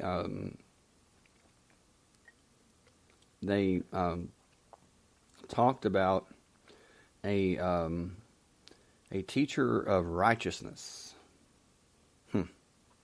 Now, they didn't name his name. I'm not sure they even knew his name. Not that his name was important, but what he taught. Now, go figure who that was. And they said this teacher of righteousness, that, he taught the same thing. That everyone needed to experience truth for themselves. Only then would you have that, well, I sound like Austin Powers, would you have that experience of experiencing truth for yourself, one-on-one.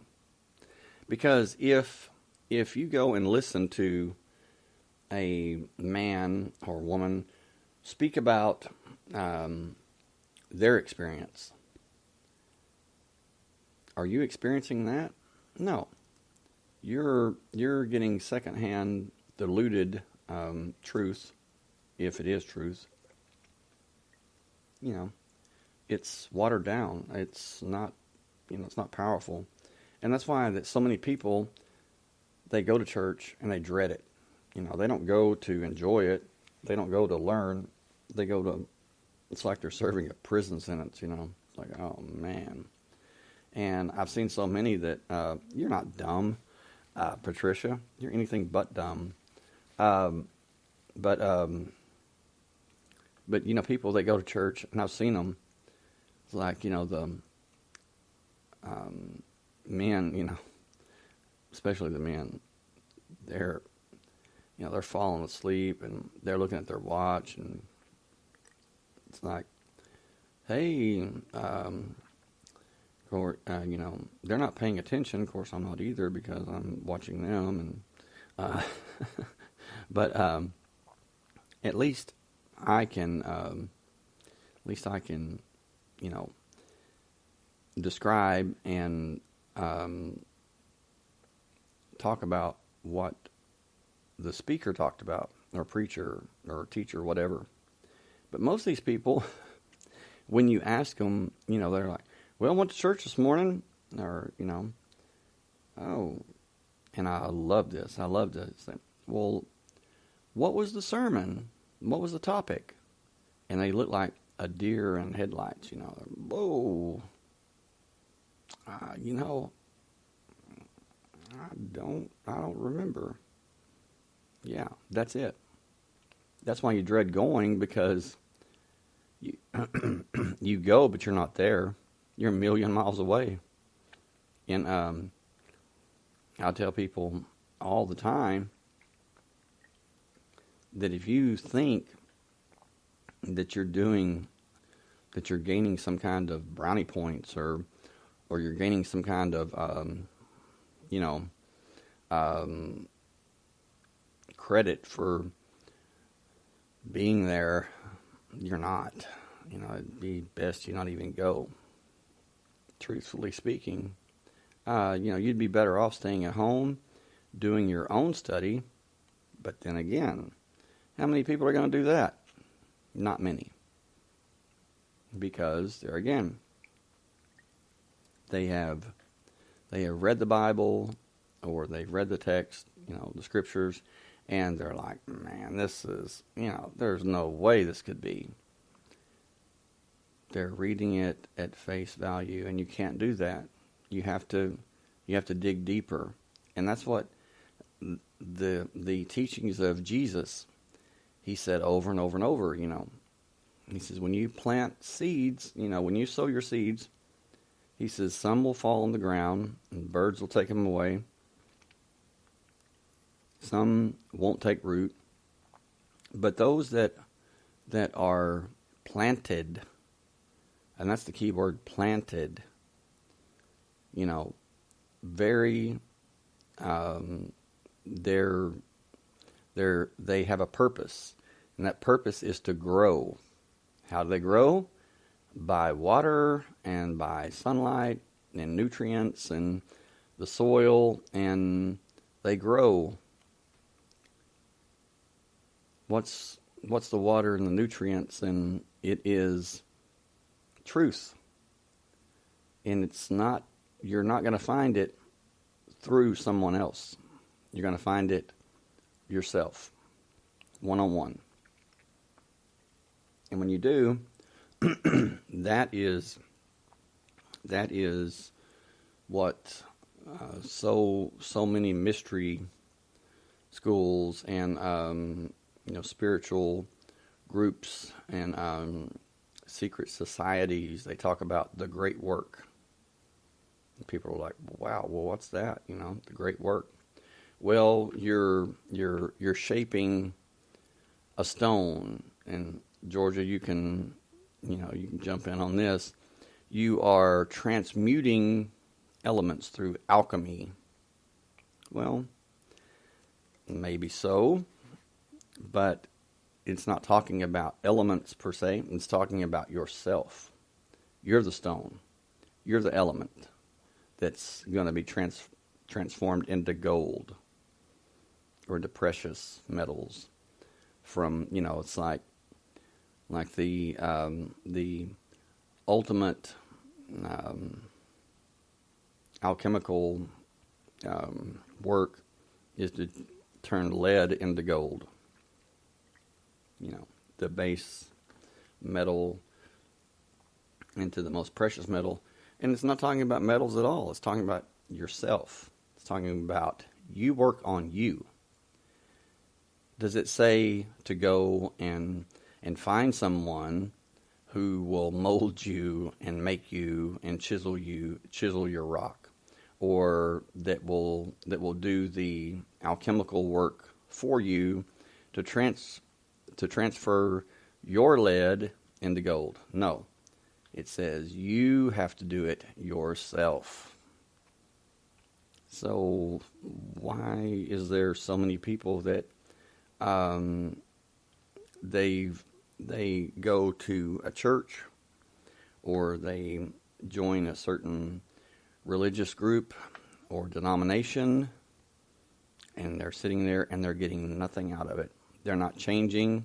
In fact, most of the time they're getting worse. They're going downhill, not going uphill. They're excuse me. They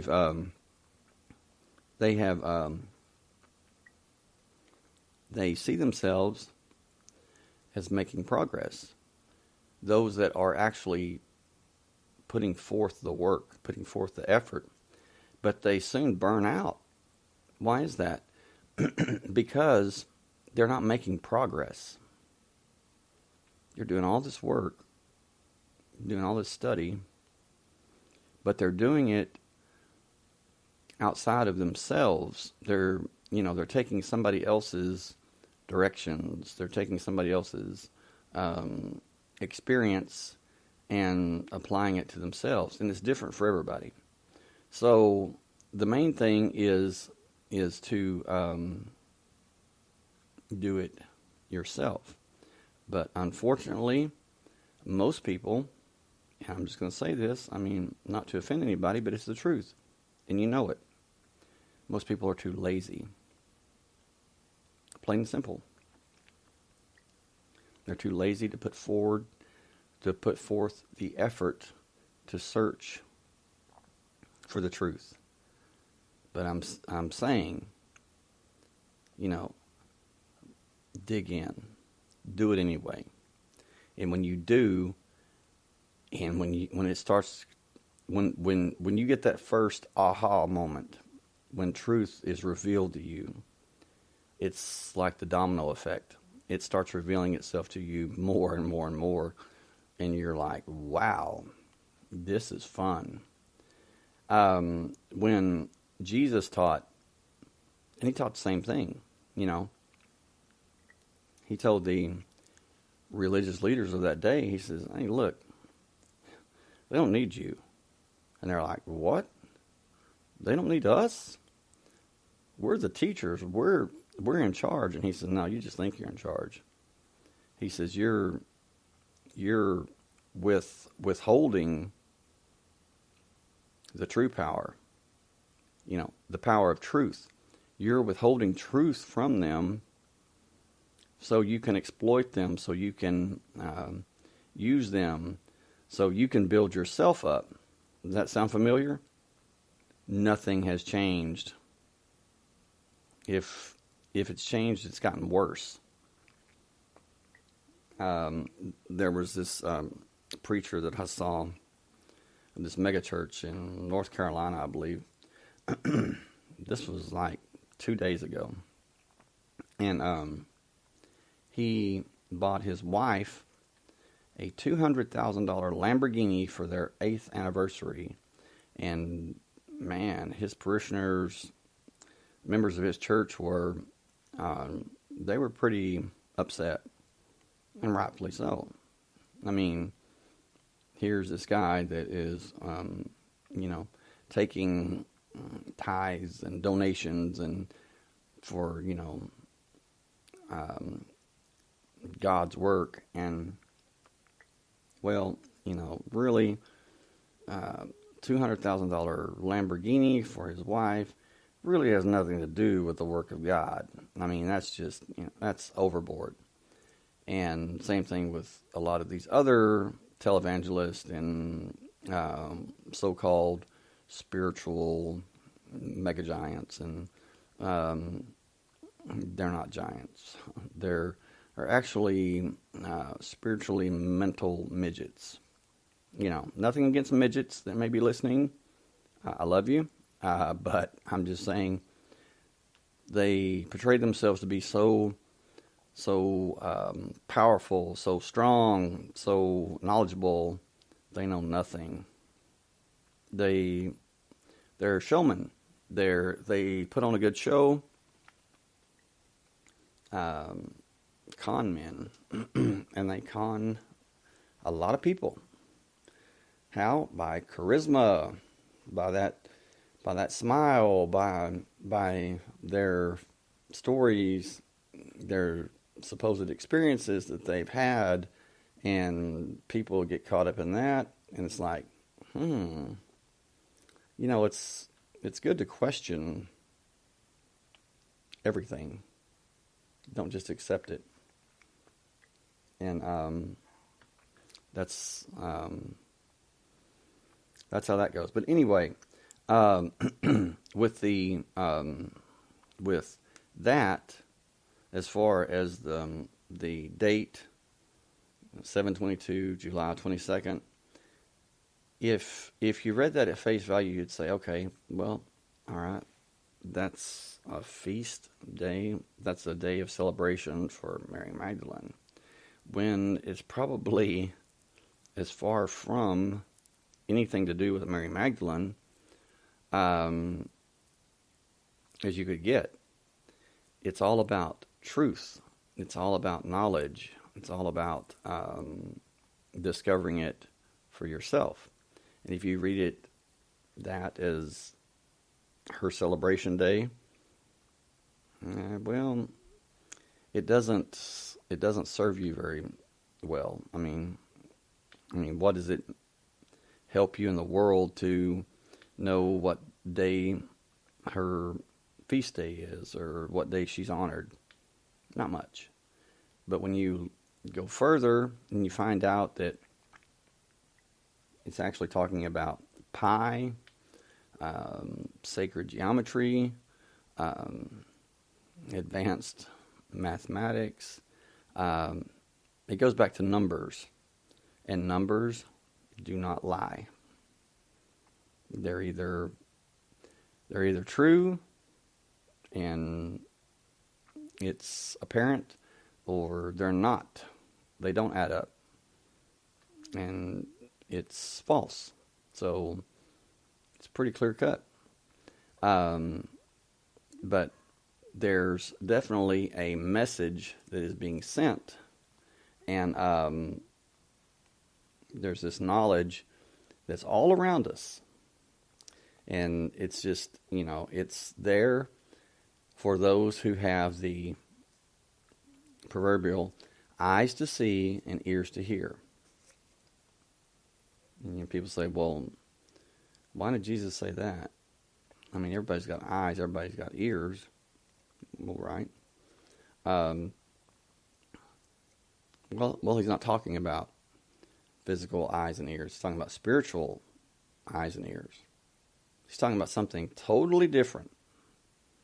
And it's up to you to figure out what he's talking about and what that means. I could sit here and tell you all night about truth and how it feels to experience it, but until you do it, until you experience it yourself, it means nothing to you. It doesn't help you at all. So, okay, enough on that. But there has been a spokesman for the Priory of Sion. His name is Nicholas Haywood. And this guy, I admire him. I like his style. But creepy does not even begin to describe this guy. I mean, this guy has got more power in his little finger than most people have in their entire lives. And there's these reporters, these movie makers, they're making a documentary, and they want to talk to they want information on the Priory of Sion from the horse's mouth. So Nicholas Haywood, this spokesman, mysterious spokesman for the Priory of Sion, he talks to them, and they ask him questions, and he says, they said, they ask him how long the Priory of Sion has been in existence, and he says, well, he says it predates Christianity, and he says it goes as far back as the beginnings of mankind, I suppose. And there's like three men that are questioning him, and the guy's sitting there, and he is just as calm as a cucumber, and just he's not. They're the ones that are nervous. This guy's just very, very calm, very collected, and very powerful. And they asked him, they said, well, there's been talk of something coming, something that will change the world as we know it.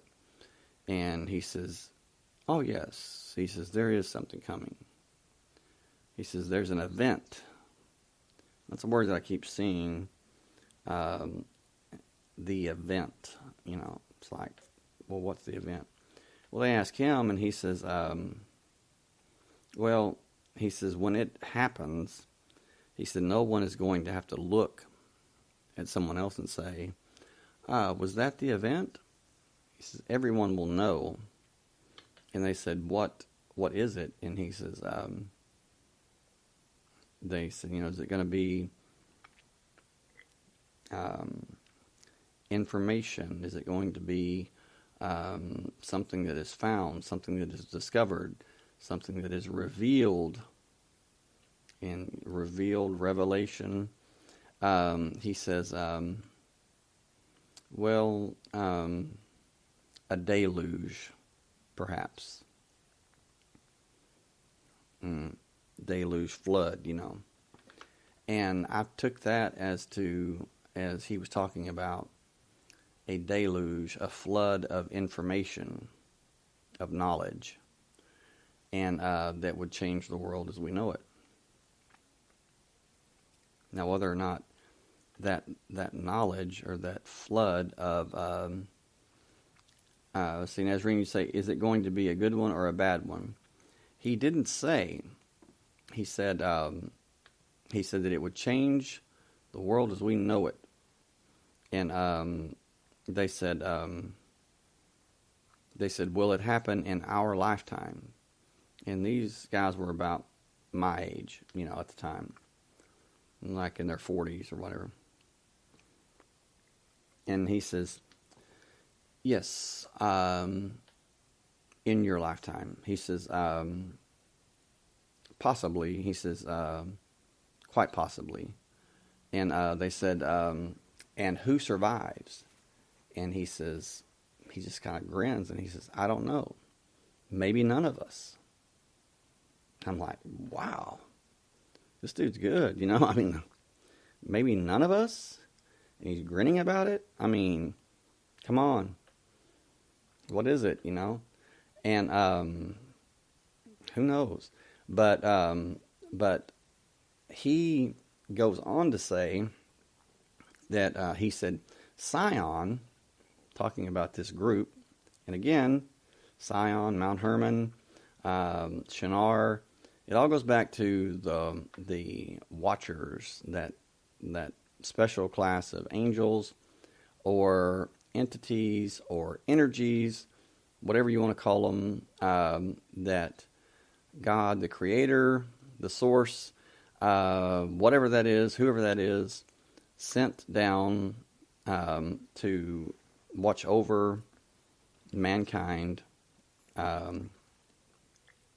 in Genesis chapter 6, verse 4. It says, and the sons of God saw the daughters of men were fair, and they took of them any of which they chose, and bore children to them, and and so it just goes back to that. It goes back to that incident. And he says, Sion, right, Nazarenes. Well, since he said none of us, it's most probably going to not be a very good one, right? But they ask him. They says, well, when does your group, when does this secret society or whatever, when does it surface? And he says, it surfaces when it needs to. He says, I have no reason to prove to you when it's surfaced. He said, there's no need to. He says, but just know this. He said, throughout time, and he didn't say, recent time or whatever. He just said, throughout time or throughout history, he said, Sion has surfaced when it needs to. And he said, more or less, guided or pulled the strings or directed what was going to happen. And basically saying, we're in control of everything, you know. And they said, so you're talking about world domination. Now get this. He says, no. He says, not world domination. He says, we don't want to dominate the world. He says, more along the lines of unity, uniting, unification. And I'm thinking, okay, well, if you guys can't see what he's saying, you take that word unity and you're like, oh, you get all these warm and fuzzy feelings inside, Yeah, well, that word unity, that's not necessarily a good word. I saw him, listen to him, and he's basically describing a one world order, a one world system where everyone is united under one belief, one political system, whatever. And they said, and what if people choose not to be a part of it? And he says, that's fine. He says, we're not going to force anyone to be a part of it. He says, fine if they choose not to be a part of it. He says, but there will come a time when it will be imperative that they do. So what does the Bible say? What does Scripture say as far as that? It says in the book of Revelation, chapter 13, it says, and he causeth all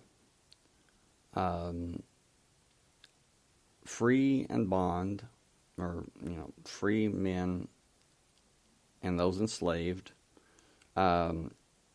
rich and poor, free and bond, to receive the mark,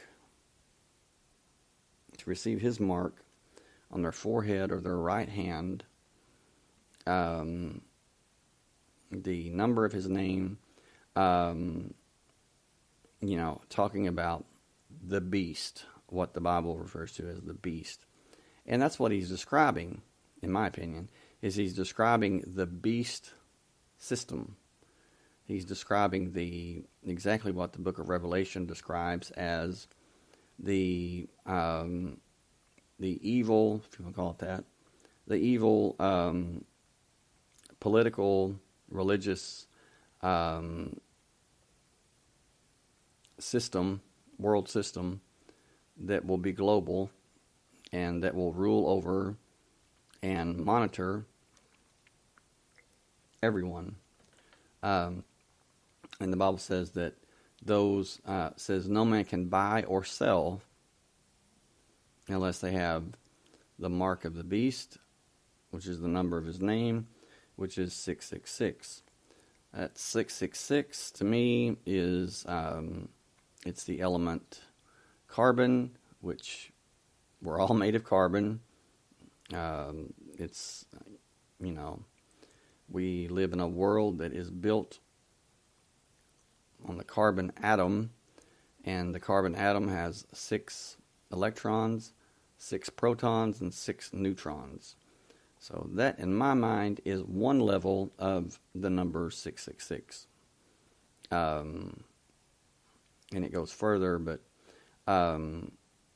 so it's not necessarily a physical mark, I don't think.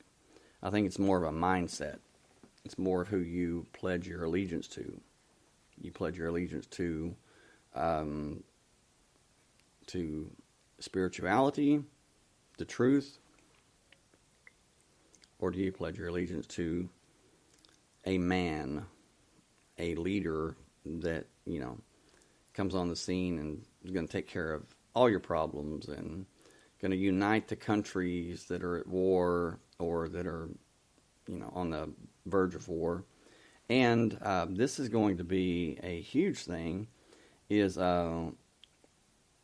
according to Scripture, the way I see it, the telltale sign will be the man that comes along that will unite the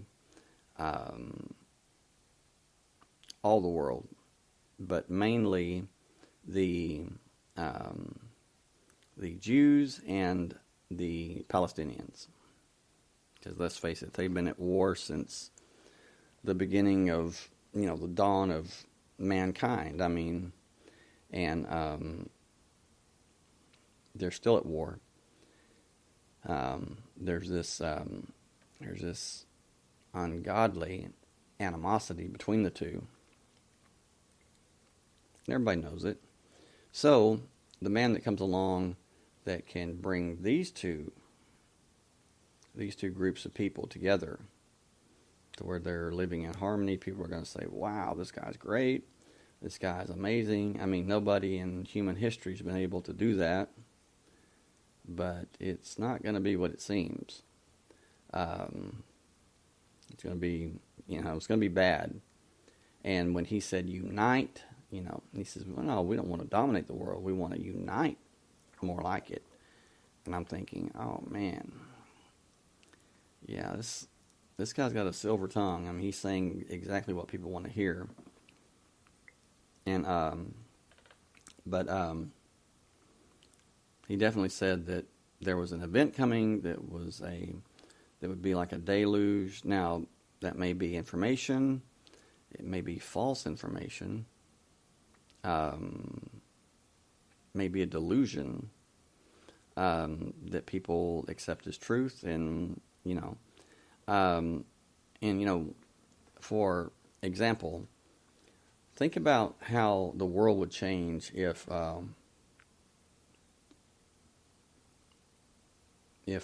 you had proof, or there was proof that that there was no God, there was no heaven, there was no hell, that you could do basically what you wanted to do, and when you died, you're dead. You don't go to hell for doing bad. And people that say, well, I don't believe in hell, I don't believe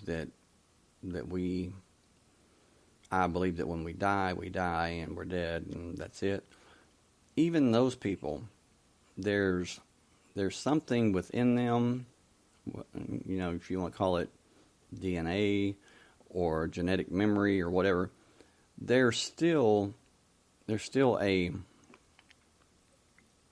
restraining power there. There's still a restraining force that keeps them from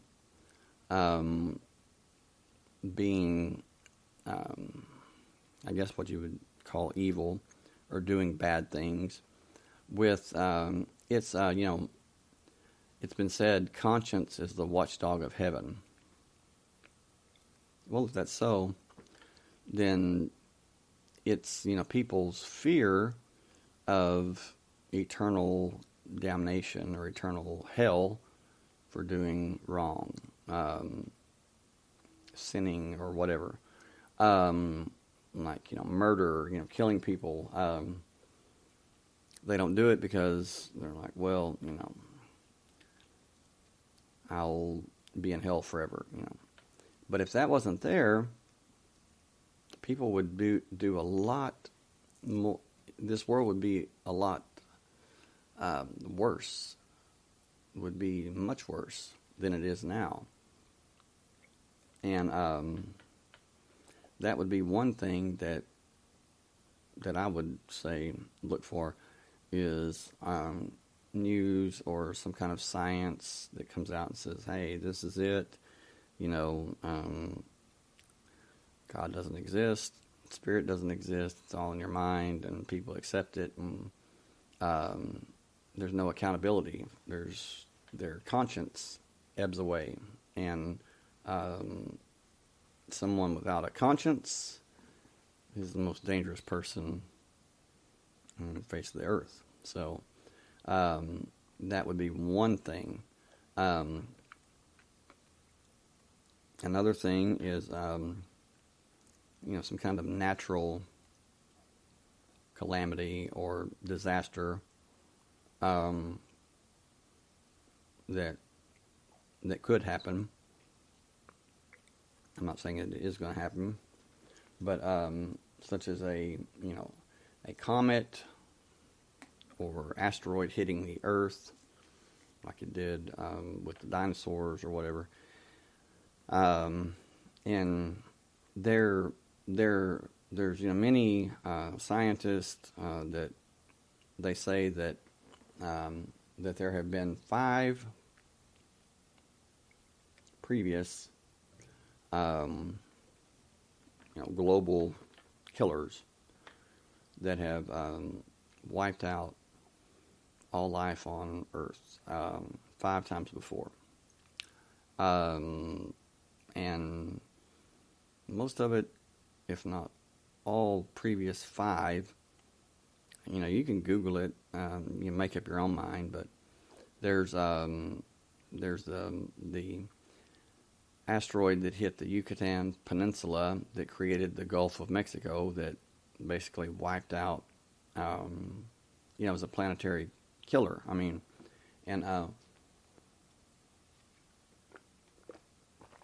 Well, this has happened, they say 5 times. I believe one site is in Siberia where there was, something that slammed into the earth. And, well, if that's true, then what you have is you have, that being 5 times, and which would mean we're in the 6th. And like I've said before, this is my opinion, I don't think that Adam and Eve, the Adam and Eve story, analogy, metaphor, whatever, I don't think that was the first time, the first beginning by any means. I think that it was maybe the last, the 5th, which would mean we're on the 6th, and patterns, blueprints, as above, so below. So you have 5, we're in the 6th, which would mean, the days of the week. You have 6 days, and then you have what? The Sabbath, the day of rest. So my view is that if this is true, and there's been 5 previous, and we're on the 6th, that the next planetary killer or calamity that happens will be the last, and then we will spiritually enter into rest. Basically, it's served its point, served its purpose, whatever that is, and then we're the true you, your spirit, lives forever. And who's to say that the previous 5 times, if that's true, who's to say that we haven't spiritually been through that? We just don't remember it, or we just remember very, very little of it. I know that's far-fetched, but when you think about it, it could be true. Could be. And then you have the coming, well, it's already here, artificial intelligence, and people like Elon Musk, neuroscientists talking about that they view they view human consciousness as very computer-like, and that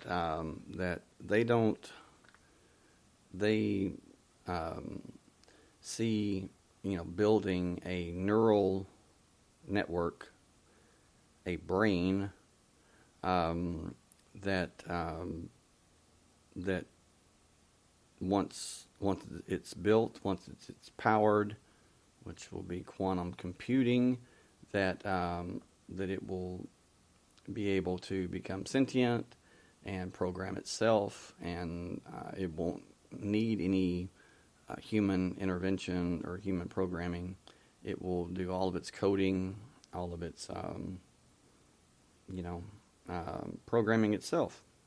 And the only problem with that is it's like Stephen Hawking said. He said, if that time comes with artificial intelligence, he said, they will leave us in the dust because we evolve biologically. He says, we go the slow route. And right, Nazarene, great, can't wait. Yeah, me too. That's how I look at it.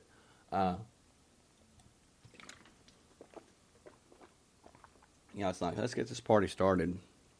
Stephen Hawking said that, once that happens, that they will evolve by the knowledge that they gather, their knowledge input. And let's face it, they're going to be machines. So they're not going to need to wait around for mutations or to take place, which takes thousands and thousands of years. But anyway, that's something that's very powerful, very deep. But these neuroscientists, they're working on, and they say that it's going to be possible in, 5-10 years, that they will be able to take your mind. And Elon Musk said this, just matter-of-factly. He says, when your biological body dies, he said, we will be able to download or upload your consciousness, your mind, into a computer program. And he says, and that would be one way of immortal life, being immortal, living forever.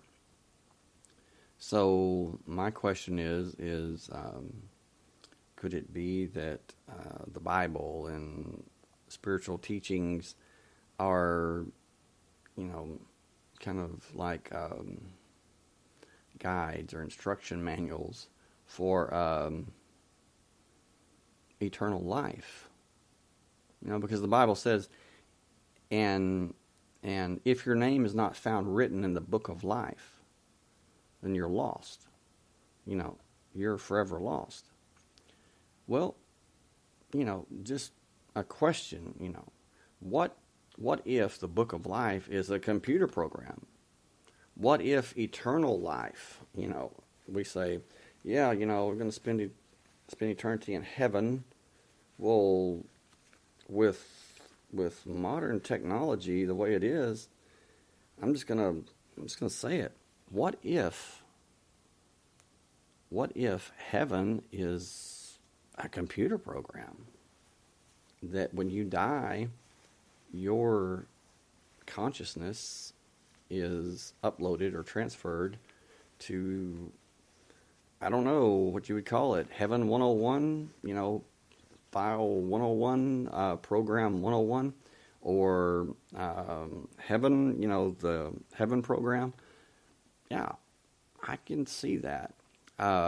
What if hell is the same thing, It's just, hell has always been associated with fire, that, the fire is never quenched. It is, it's always burning and everything.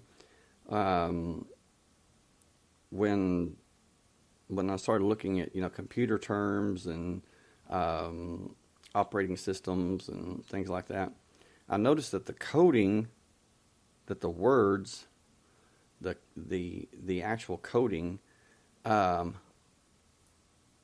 surprisingly, but not surprisingly, and many people are not aware of this, but the coding, the words themselves are spiritual terms, spiritual words, spiritual names of different entities, different, I don't know, different energies. Like you have, Python, which is a coding program or something, working, programming. It's not the snake, but Python. And then you have different terms like I just read to you from this Rennes Chateau parchment, where Pax, P-A-X, was included in when they were. It's a word. It's a Greek word that has been inserted in the Latin, which is kind of out of place.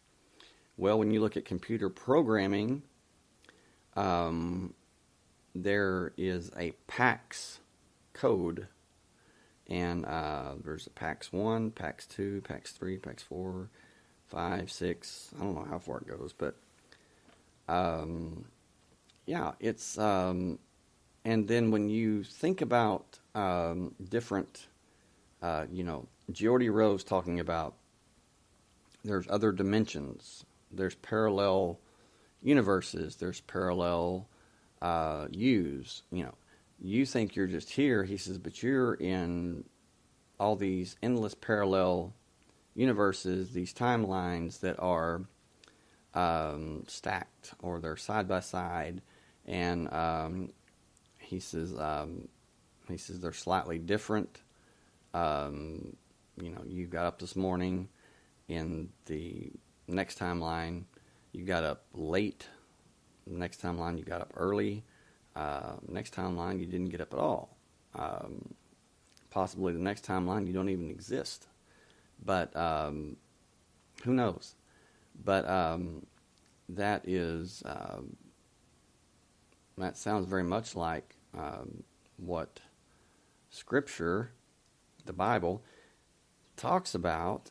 And people are scratching their head because they're going, well, how can this be? Because it doesn't make sense. Well, of course it doesn't make sense if you're reading it literally, and you see yourself as being in one place, one time, locked in and safe and sound. I just don't see it that way. It's weird because it's like I've always known there's something, I don't know, there's something that's not right about it.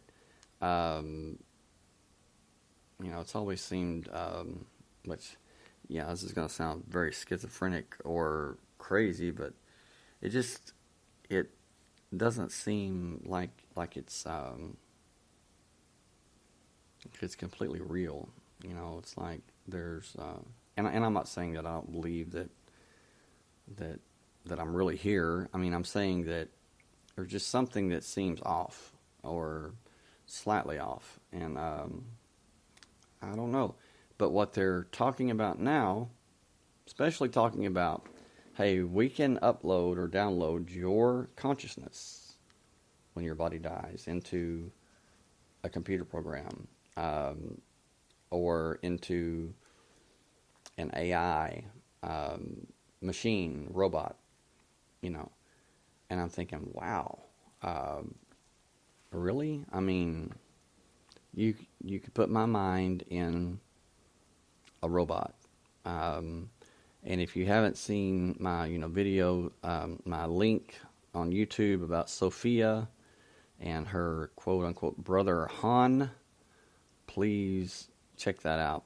Look it up on YouTube, and you will be amazed at how far they have come and continue to soak up knowledge and evolve smarter and smarter. And they certainly look human to me. I mean, you can still tell that they're a robot, but man, it's like in 5-10 years, you won't be able to tell. That's how that's how realistic, how real that it seems, how real it appears, how real it's getting. And then they're talking about that when CERN comes back online in 2 years, that they will have all the quantum computing power that they need to run a quantum computer. And, there again, you have to think, well, where was the World Wide Web created? At CERN. And so the way I see it is we're on the cusp of really exciting times. It's certainly not going to be boring. And that once that takes place, once CERN has reached its maximum capacity, its maximum level of energy, that will be what will power the quantum computing, the global quantum computing power, and then some. And when that takes place, it's going to change the way we live and view life forever, which may be the event that Nicholas Haywood is talking about from the Priory of Sion. He might be talking about that once that's started up, and once that the power is put to it and it all comes together, maybe that's the event. I don't know, but that's it certainly adds up, makes sense from the information that I have. So anyway, going to take a quick break. Be back in 3 minutes to take closing comments and questions. Be right back.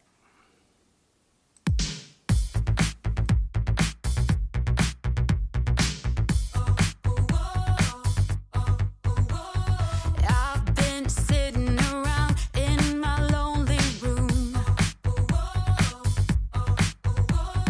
waiting till we're alone, only me and you. And I'm counting down the seconds, but it feels like time runs slower now. Whoa, but in my fantasy world, you're already here with me. Baby, you rock me hard whenever I hear you call. I'm coming to you, 'cause I just can't get enough of it. No, feel like I lose my mind whenever I hear you say you're loving it too, 'cause I just can't get enough of it. No, I just can't get enough. Stop for a minute and hold it, don't let it pass. It's so hard to get out of this wonderland. Yeah, and I'm struggling not to lose control and head on further down the road. Yeah, we should get it right now, for it's all too late for me.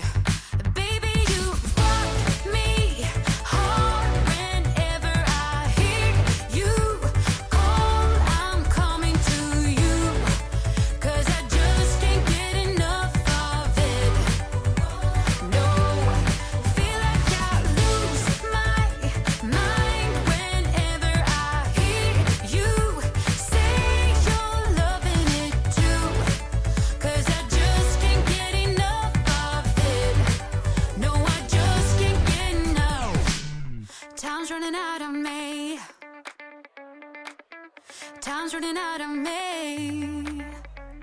Hey, time's running out of me. Yeah, time's running out of me. Yeah, yeah.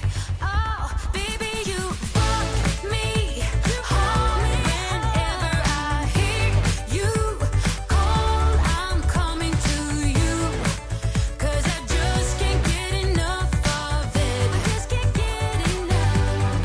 Feel like I lose my mind whenever I hear you say you're loving it too. 'Cause I just can't get enough of it. No, I just can't get enough. Hey, oh yeah.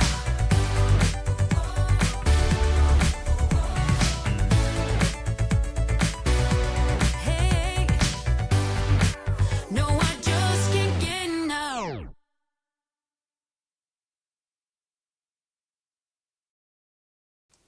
And I'm back. One thing too is I will put the link for the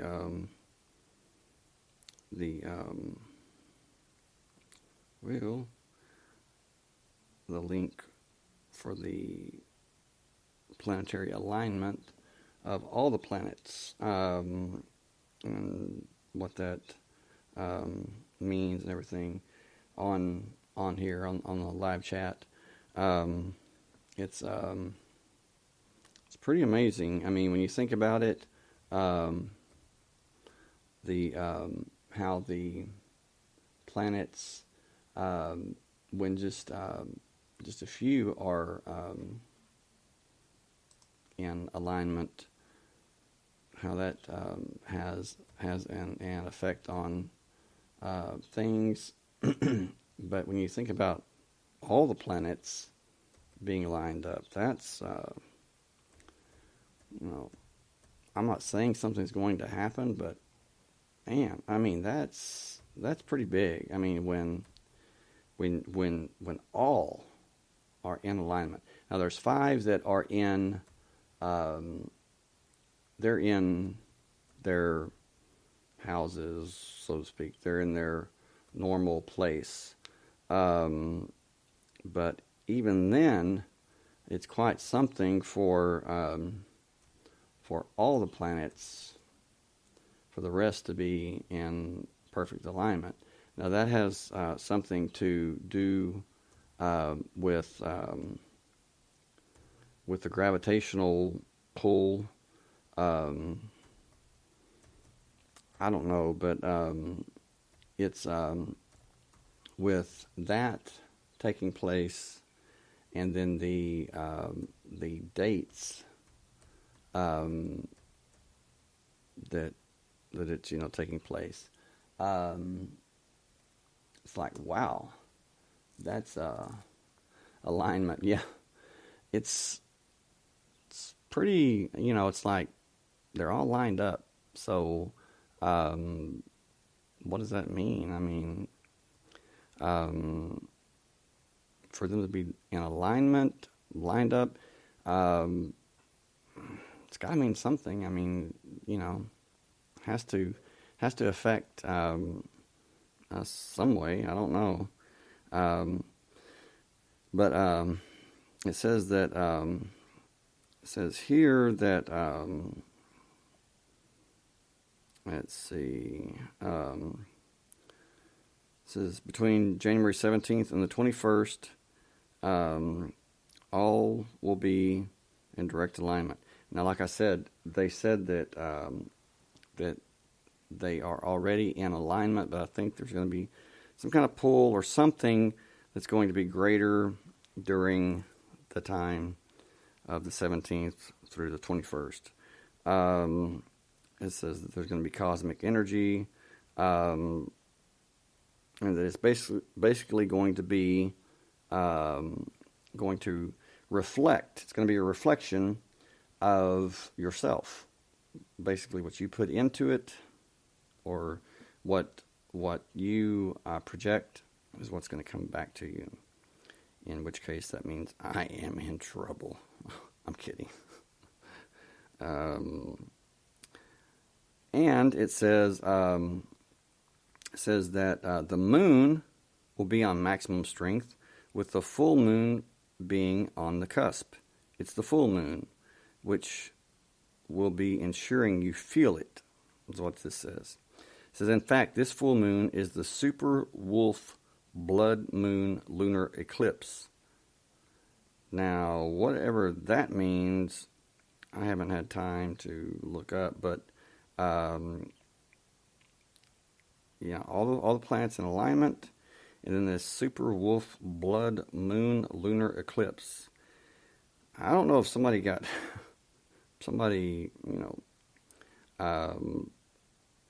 don't know, drank too much coffee or what, but when you start talking about super wolf blood moon lunar eclipse, I don't know, it sounded like some redneck might have hit the moonshine a little bit too much, and they're like super blood moon wolf ninja Chuck Norris, lunar eclipse. It's like, whoa, could you put any more,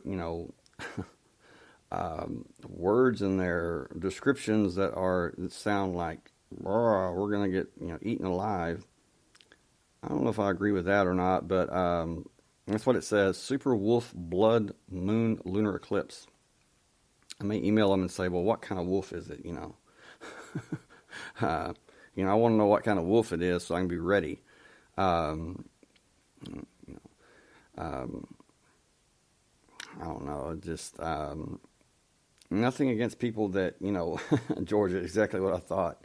Oh, my sister from another mister. I mean, yeah. I'm just going. My gosh. Couldn't you have just said, hey, it's going to be Steven Seagal, Chuck Norris, Jean-Claude Van Damme, blood moon lunar super wolf. You're going to wish you'd never been born. Lunar eclipse. I mean, yeah. That.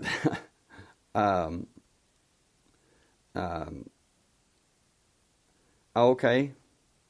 Oh yeah. Yeah. The 17th is when I met Mona, or Mona met me. That sounds better. I'm kidding. She's gonna kill me. I'm dead. Yeah, I met Mona. And also, believe it or not, I was supposed to be my due date. I was supposed to be born on January 17th.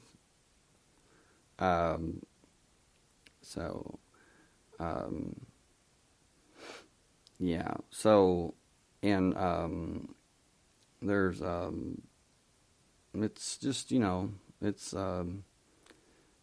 January 17th is, I don't know. My mom, she said that, I was telling her about this, a long time ago, and she said, that your due date was, supposed to be like 16th or 17th, and I said, no, I didn't know that, but it makes, sense. And she says, but you had other plans. You came early, like 7 weeks early. And, well, that's, had to get the show on the road.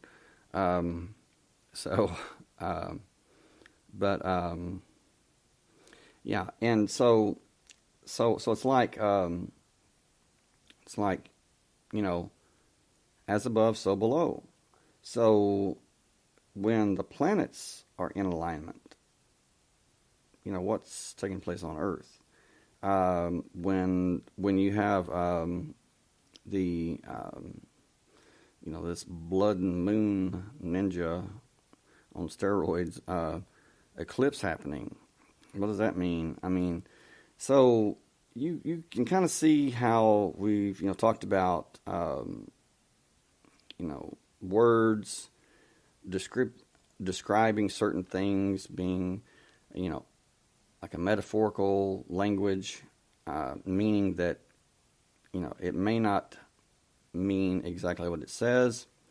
This could be talking about I don't know, something that would that would be described as a wolf or something. I have no idea, but it certainly may be very interesting. So I don't know, but it says it has come to our attention that the full dates for this alignment is January 6th through March 5th, and then again March 28th through April the 10th. And then I have heard that there is some portal or something that is supposed to open on the 20th or the 21st. Just a lot of information coming in at one time, and it's just more and more, not just one thing, but it's several, and it's I think that it's certainly it adds up and it means something, and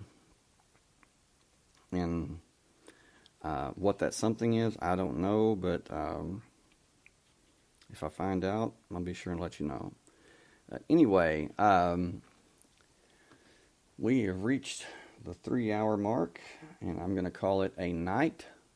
So thank you all for being here and taking part, and thank you for those of you that listened and didn't take part in the live chat, and thank you for those of you that are listening to the rebroadcast.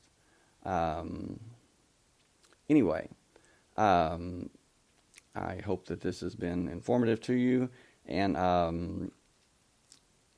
love and light to you all. Love you all. Good night from Texas. See you next time.